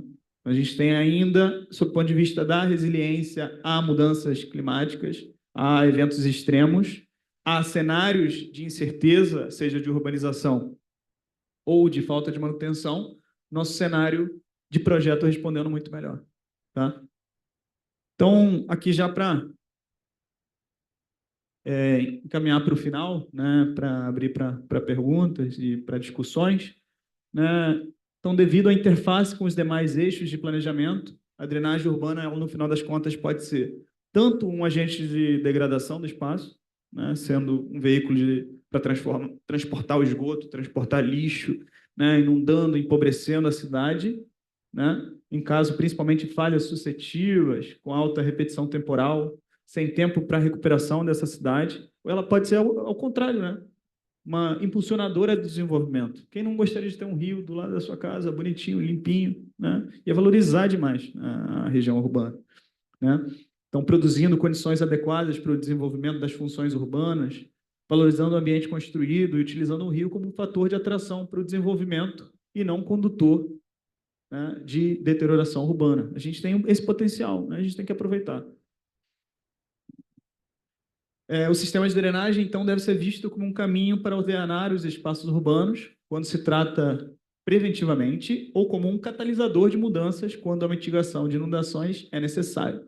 Então, se a gente está num cenário da tela em branco, ocupando do zero, vamos pensar nele como estruturador do espaço. Né? Caso o nosso espaço já esteja estruturado, vamos pensar nele como um catalisador da mudança. Né? Pensar um sistema que leve em consideração que, digamos, o ponto central seja o curso d'água. Tá? A necessidade de mitigação, por sua vez, leva a uma busca por espaços de armazenamento e possibilidades de infiltração, no intuito de recuperar funções hidrológicas perdidas durante a própria expansão urbana. Então, tem uma coisa que eu estou falando bastante lá para os meus alunos na PUC, né, é que, assim, sempre que for possível, você tem que tentar infiltrar. Claro que, quando possível, né? No final das contas, a gente tem toda a questão da encosta, né? Se você favorecer muita infiltração em regiões de encosta, você favorece, na verdade, o deslizamento, né? Então, sempre que for possível, infiltre, né? Quando você não conseguir infiltrar, tente reservar, né? Tente procurar reservar, reaproveitar essa água, reutilizar, porque a água da chuva é um bem que a gente tem, né? Quando não for possível, aí você conduz de maneira segura, né? E aí, se nada disso der certo, pelo menos que você fale em segurança, né? Pense em como essas medidas que você fez, né, podem fazer com que você responda melhor a uma situação de falha, né? Então, nesse contexto, o trabalho apresentado verificou a importância do sistema de espaços livres, né, de uma bacia hidrográfica para um sistema de manejo de águas pluviais e considerou como fundamental para a sustentabilidade e para a resiliência, claro, criando harmonia entre o ambiente natural e o ambiente construído, junto com esse sistema de espaços livres. Tá? Aqui tem um valor também bastante interessante para a gente discutir, né, que seria, claro que toda a questão de reassentamento populacional ela é muito crítica, delicada, né? Mas quando a gente olha para algumas casas que estão em situação de risco e também estão retirando o espaço da água, a gente está olhando para uma situação de um problema duplo, né? Essas pessoas se colocaram, né, por problemas urbanos, né, problemas de desenvolvimento urbano, estão numa situação de risco e, ao mesmo tempo, estão tirando um espaço de amortecimento da cheia, fazendo com que outras regiões inundem. Tá? Então, a gente chegou aqui num valor, mais ou menos, né, de cada domicílio reassentado do nosso projeto, né, principalmente em relação aos parques fluviais, a gente conseguia, além de deixar de inundar ele, além dele não ficar mais em risco, que outros 14 também não ficassem.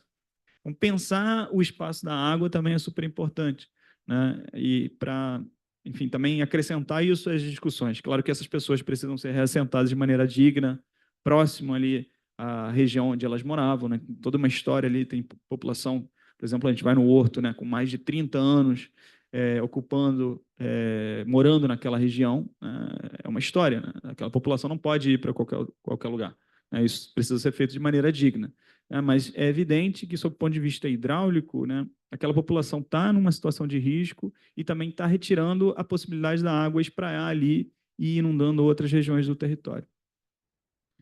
Tá? Então, como principal conclusão, né, a gente tem que considerar que o sistema de manejo de águas pluviais deve ser consolidado como um eixo estruturante do planejamento urbano, gerando oportunidade de desenvolvimento para outros eixos, para outros setores da cidade, demarcando locais de acordo com o risco de inundação que devem guiar o desenvolvimento da cidade e gerando uma interface amigável entre ambientes naturais e construídos. Tá? Pessoal, obrigado.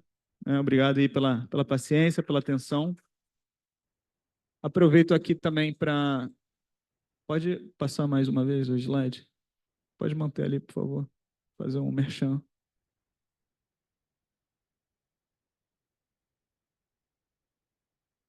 Obrigado. O último.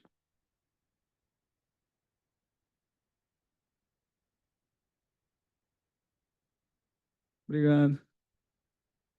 Então, essa e outras discussões, né, a gente aborda no nosso mestrado profissional em Engenharia Urbana e Ambiental da PUC-Rio, que está com as inscrições abertas, né? Vocês conseguem fazer as inscrições a partir desse QR Code aqui, né? Então, para quem tiver interesse em conhecer um pouco mais a respeito desse assunto, né, incluir nessas discussões ou quiser conversar comigo em outro momento, né, fique à vontade, né? A gente tem uma equipe muito multidisciplinar nesse mestrado profissional que aborda assim, diversos temas que estão sendo tratados nessa apresentação. Eu estou lá, inclusive, na disciplina de ecossistemas urbanos. Então, quem tiver interesse pode falar comigo, né? Meu e-mail está aí.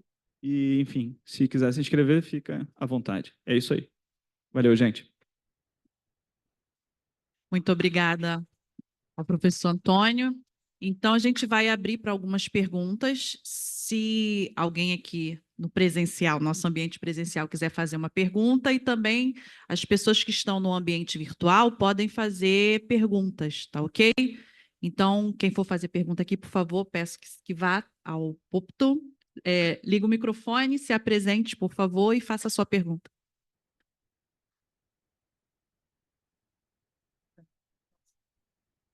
Isso.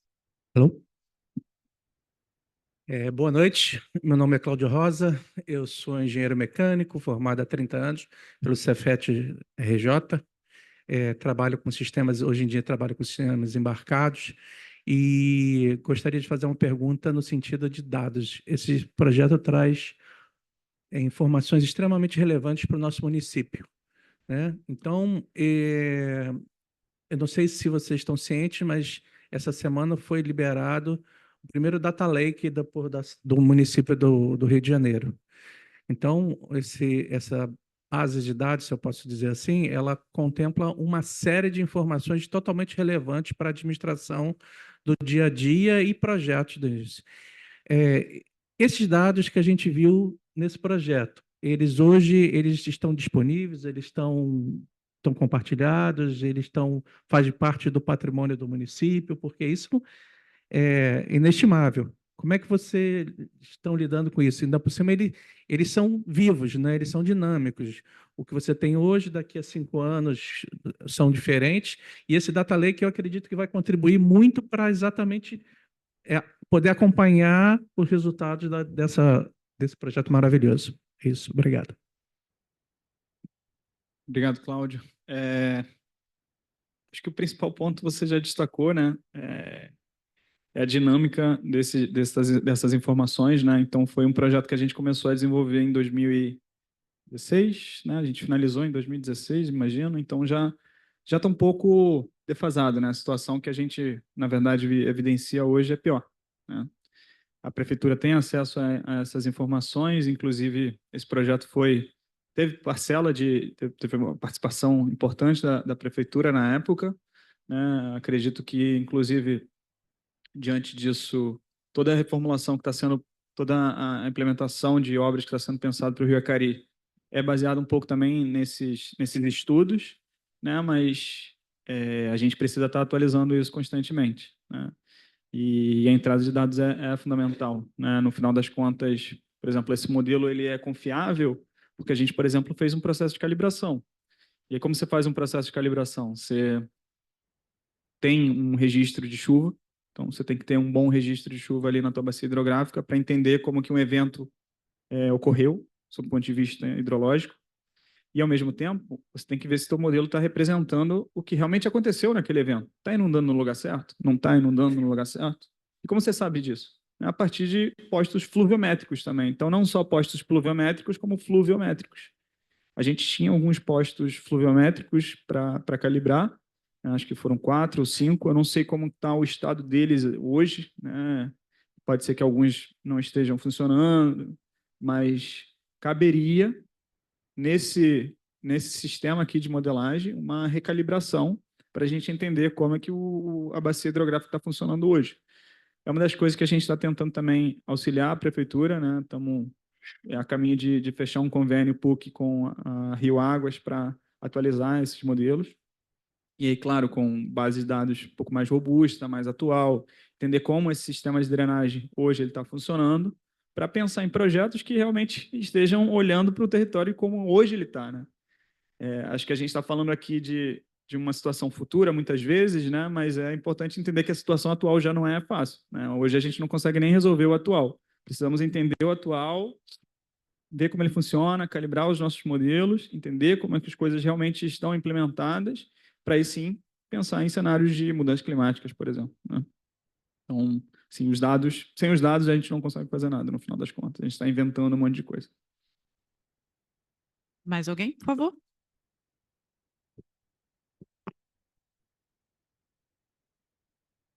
Se alguém no ambiente virtual quiser fazer perguntas também, pode se inscrever via chat, ok?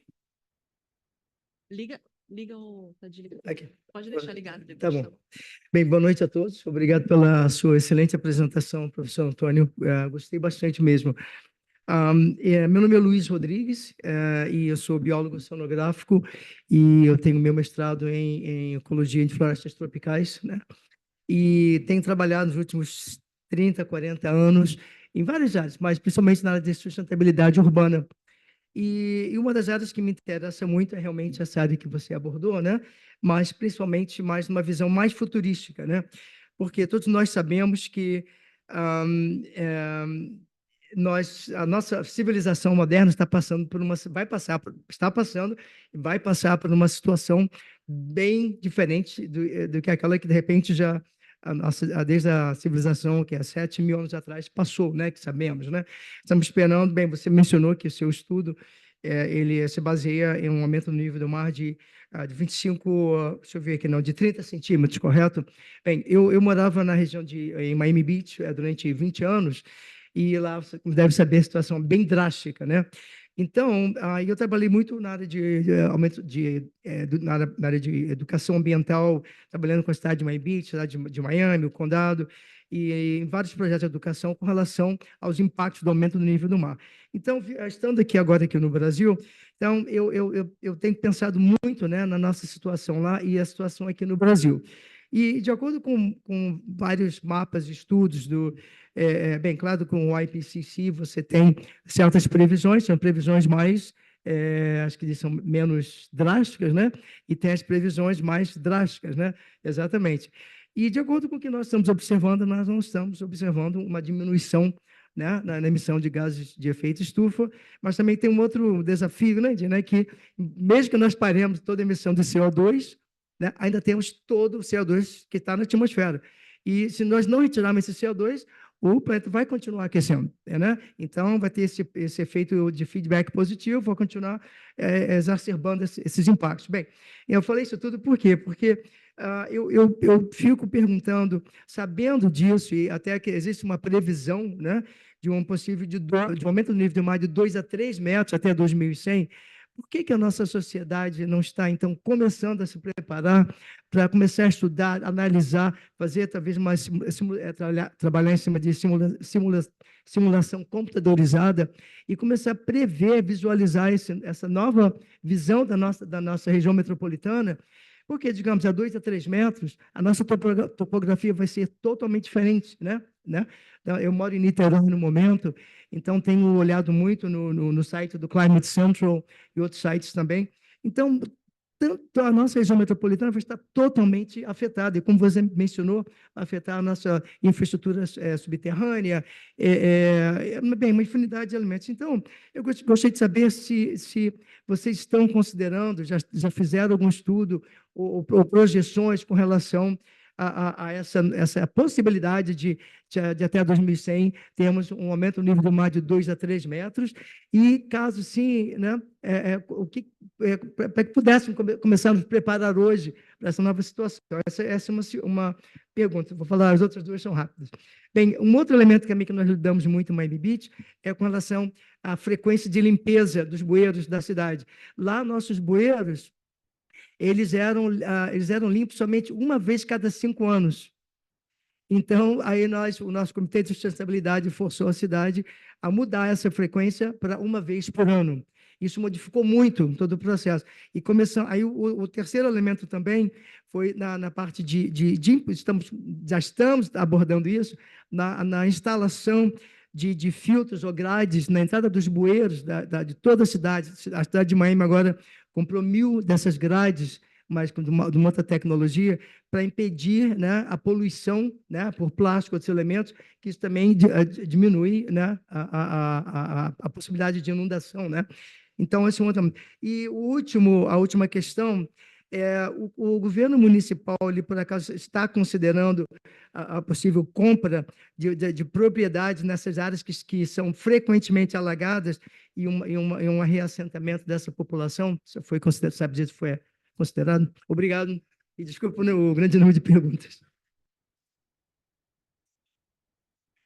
Não, sim.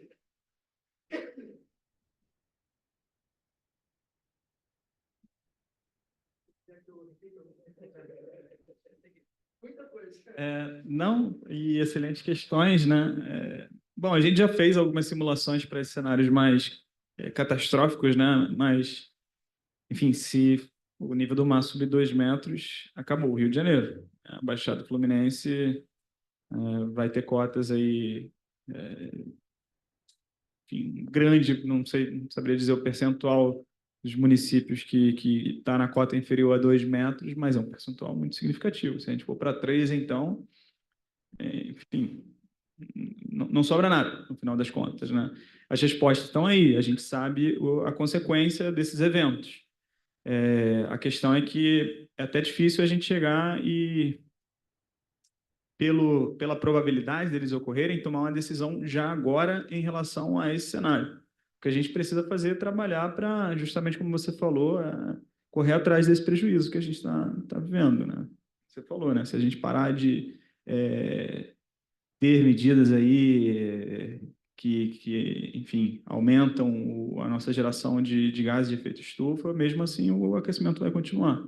Mas se a gente pensar nesses cenários críticos, 2 a 3 metros, praticamente um cenário de desocupação de um percentual muito significativo da cidade, né?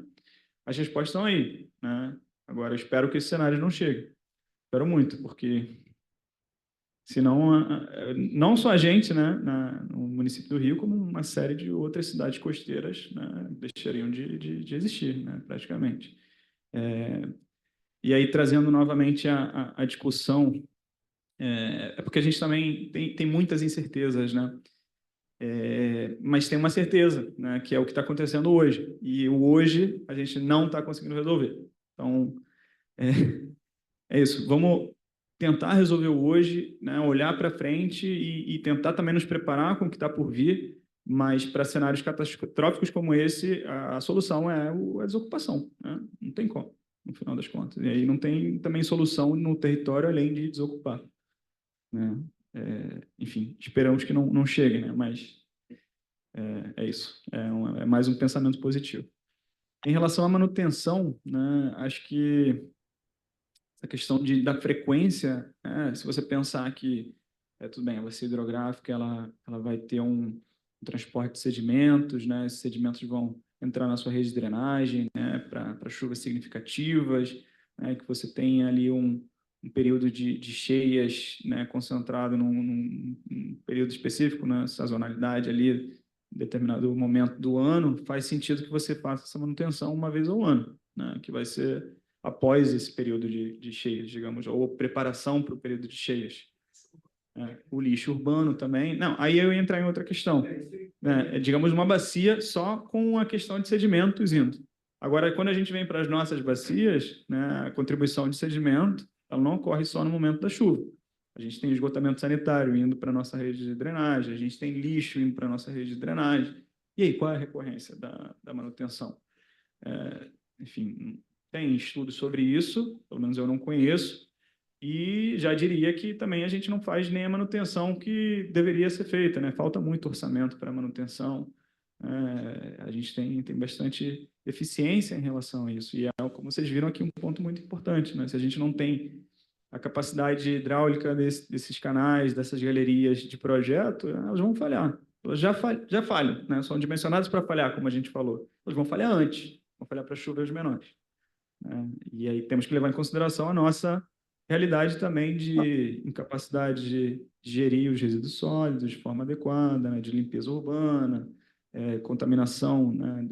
Ou interconexão entre os sistemas de esgotamento sanitário e drenagem, né? Enfim, até um desafio, né? A gente chegar num número de frequência de manutenção, mas ele não vai ser cumprido. Imagina, a gente vai chegar lá que tem que ter uma manutenção de 6 em 6 meses. Tá bom, que legal, tapinha nas costas, beleza, segue aí. Em relação à compra de terrenos, né, eu acredito que esse seja o caminho, né?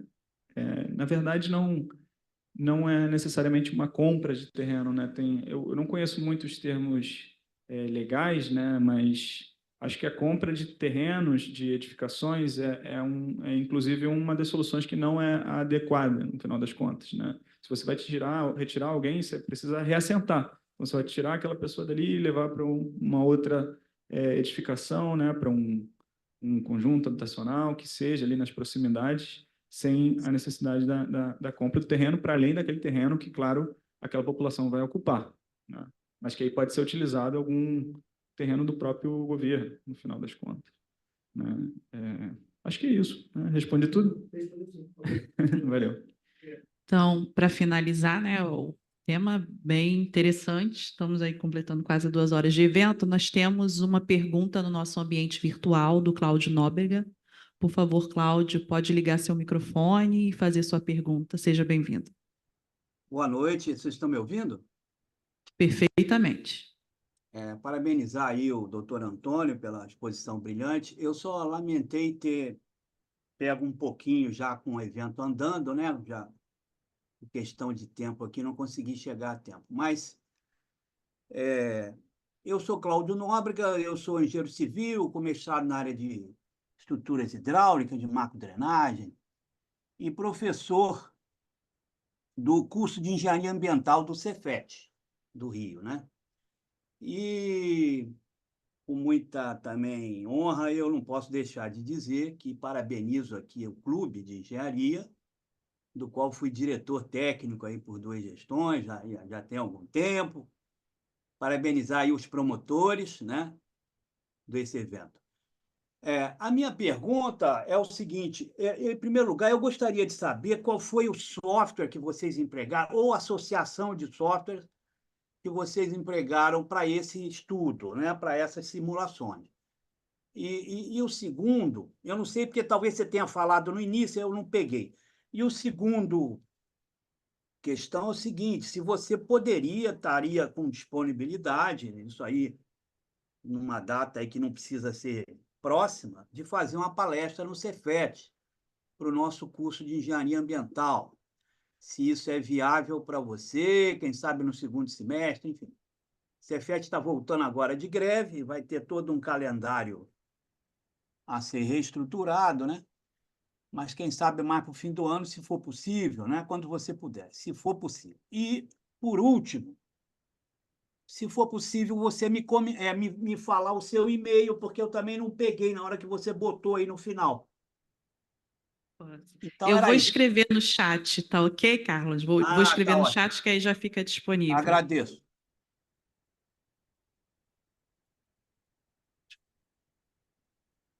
Tá, vou escrever. Então, você responde, eu escrevo aqui. Cláudio, obrigado pelos comentários, obrigado pelo convite. Vou começar pelo convite, aceito com o maior prazer, né? Você vai ter meu contato aí, é só a gente combinar um dia, acho que mais para o final do semestre, segundo semestre também fica tranquilo. Vai ser um prazer Ótimo. estar aí Obrigado. com vocês compartilhando no Cefet. Depois a gente define também o tema, se quiser que eu aborde o mesmo tema, a gente, enfim, estou à disposição. Tá ótimo. Em relação ao software, né, a gente utilizou o modelo de células de escoamento desenvolvido na UFRJ pelo professor Marcelo Miguel. Ele é um modelo que... Sim. Conhece? Eu conheço o livro dele, né, de drenagem urbana, né? Drenagem. No Drenagem livro dele tem, sustentável e tal. inclusive, isso, drenagem do projeto tradicional à drenagem sustentável, sim.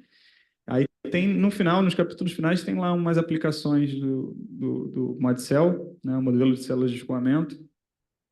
E um modelo que funciona muito bem para a simulação desses eventos de inundação, né, um modelo quase 2D, ele vai representar tanto o escoamento em calha fluvial, como também o extravasamento desse rio, né, e no momento em que as ruas viram também calha, né, viram... Manchas, né? Exatamente, ele é quase 2D, no final das contas, ele não é 2D, e aí o que dá para a gente também uma capacidade de interpretar o território e fazer conexões já pré-estabelecidas que a gente não precisa de tanta informação topográfica. Então, no final das contas, ele simula bem as inundações urbanas, né? Ele vê ruas como escoamento e, ao mesmo tempo, a gente também consegue trabalhar em cenários sem muita informação topográfica, batimétrica, sem muita informação plane-altimétrica, né? O que, na verdade, é uma das principais características dos estudos de caso que a gente tem no Brasil, né? Então, tem essa facilidade, né? Além disso tudo, né? Você perguntou os softwares, né? Porque geralmente a gente associa também um modelo de hidrológico, né? Mas aí ele também funciona com uma simulação hidrológica incorporada a ele próprio, né? Que aí pode ser, por exemplo, você escolhe lá qual é o módulo hidrológico que você quer simular, mas em geral a gente utiliza como a gente consegue discretizar bem o território, a gente consegue aplicar um método racional e aí utiliza, por exemplo, o coeficiente de Hannoff em cada uma dessas células de escoamento e aí faz essa representação hidrológica e hidrodinâmica no mesmo modelo. Tá ótimo. Muito obrigado, então. Parabéns. Obrigado, a gente está se falando aí. Só mandar mensagem. No aguardo. Ótimo. Vou te mandar sim. Obrigado, hein?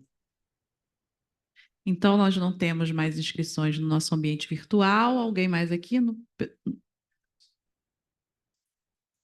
Tá, deixa eu só fazer então o anúncio aqui e no final eu abro a palavra, tá bom? Qual o seu nome? Cláudio. Tá. Então, aproveitando aqui para agradecer ao professor Antônio pela disponibilidade, dizer que as portas do Clube de Engenharia estarão sempre abertas, para que traga mais temas, sempre que for possível trazer mais estudo, quiser trazer seus alunos também para fazer uma visita ao Clube de Engenharia, nossa casa está sempre aberta, seja sempre muito bem-vindo, ok? E aí, aproveitando também, informar que nós temos aqui no clube um espaço de publicações na nossa revista virtual e já deixar também disponível o nosso espaço para, quem sabe, uma publicação sua desse estudo ou de outros temas que você tenha e que queira disponibilizar também para o nosso público, tá? A revista ela é aberta ao público, ela não é no ambiente virtual, ou seja, todas as pessoas que acessam o nosso portal, elas têm acesso. Então, se forem temas que você queira colocar, seja de abrangência da nossa engenharia, está feito o convite, então, para essa publicação. Tá ok? E aí também, se você puder deixar conosco esse QR Code, a gente vai divulgar nas nossas redes sociais.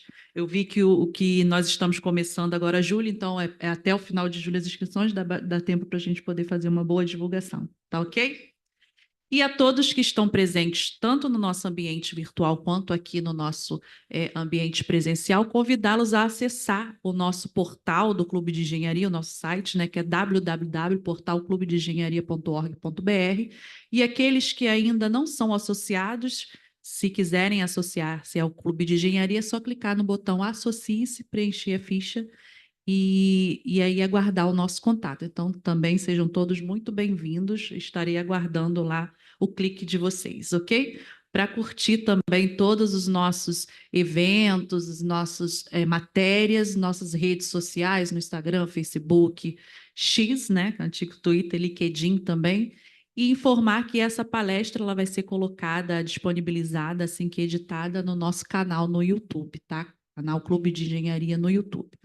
E só corrigindo no início, eu acabei esquecendo de me apresentar, né?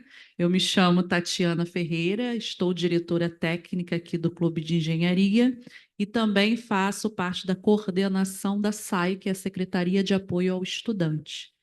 Então, estou aí disponível, se tiverem também sugestões de temas para palestras. Essa é mais uma palestra apresentada pelo nosso associado João Paulo. A anterior que nós fizemos foi relacionada ao BIM, e hoje temos aí o tema de cidades resilientes, e assim como o João fez a proposição aí de alguns temas, todos também estamos aí abertos a sugestões. A gente sempre busca um profissional que, assim como o Antônio, se disponibiliza, né? Seu tempo, a sua dedicação de vir aqui falar, e aí depois a gente disponibiliza nas nossas redes, ok? Então, Cláudio quer fazer um pequeno comunicado, pode ir ao púlpito, e assim que ele terminar, eu vou passar a palavra para o professor Antônio para ele fazer a sua saudação final. Talvez para quem ainda não conheça, a cidade do Rio de Janeiro tem um escritório de projeto dentro do Centro de Operações. A minha empresa é uma empresa incubada dentro do Centro de Operações e eu sou vencedor do terceiro desafio, um desafio que trata o que o professor Antônio está lidando, ou seja, enchentes, deslizamentos, através de um sistema de sensores e atuadores urbanos, ou seja, hoje, todos esses dados só podem ser vivos se você continuar monitorando e medindo tudo isso. Vazões, todas essas grandezas que são extremamente importantes para esse tipo de análise, elas podem ser vivas através de uma tecnologia assim. Amanhã eu vou estar apresentando no Seminário da Defesa Civil do município de Janeiro esse projeto que foi vencedor do terceiro desafio, exatamente para dizer assim, tem solução? Tem solução. De que maneira? Usando a engenharia. Obrigado. Isso aí. Então, professor Antônio, por favor, microfone, sua fala, para sua mensagem final a todos os nossos telespectadores aí. Agradecer novamente o convite, Tatiana, João, também pela condução aí, as perguntas, né, todas muito importantes. Também, Cláudio, o convite aí por estar lá no Cefet. Estou à disposição para, enfim, continuar conversando sobre esse tema em outro momento, né? Acho que é um tema que é muito importante e, assim, me dá uma alegria muito grande de ter escolhido seguir nessa linha, né? E, ao mesmo tempo, também é uma responsabilidade muito grande conforme o que a gente está vendo avançar aí, principalmente os impactos das mudanças climáticas, né? Um tema cada vez mais recorrente, né? E os efeitos cada vez mais evidentes e claros em relação aos impactos na nossa cidade. Então, deixar aqui como também motivação para os engenheiros novos, os engenheiros em formação, que realmente a gente precisa de muita ajuda nesse tema. A gente precisa de uma mão de obra aí entusiasmada, né, disponível a ajudar e a desenvolver soluções, né, soluções inovadoras, né, criativas para poder lidar com esse grande desafio que a gente tem hoje e vai ter ainda mais nos próximos anos. Tá? Obrigado ao Clube de Engenharia, né, as portas da PUC estão abertas também para todos vocês, né, e me mantenho à disposição. Obrigado. Mais uma vez, obrigada ao professor Antônio, obrigada a todos que acompanharam no nosso ambiente virtual e no nosso ambiente presencial, e a todos que vão assistir essa palestra depois disponível no nosso canal do YouTube. Por favor, ative o nosso sininho para receber as notificações dos próximos eventos e não deixe de curtir também esse vídeo. Muito obrigada, uma boa noite a todos. Boa noite a todos. Obrigado.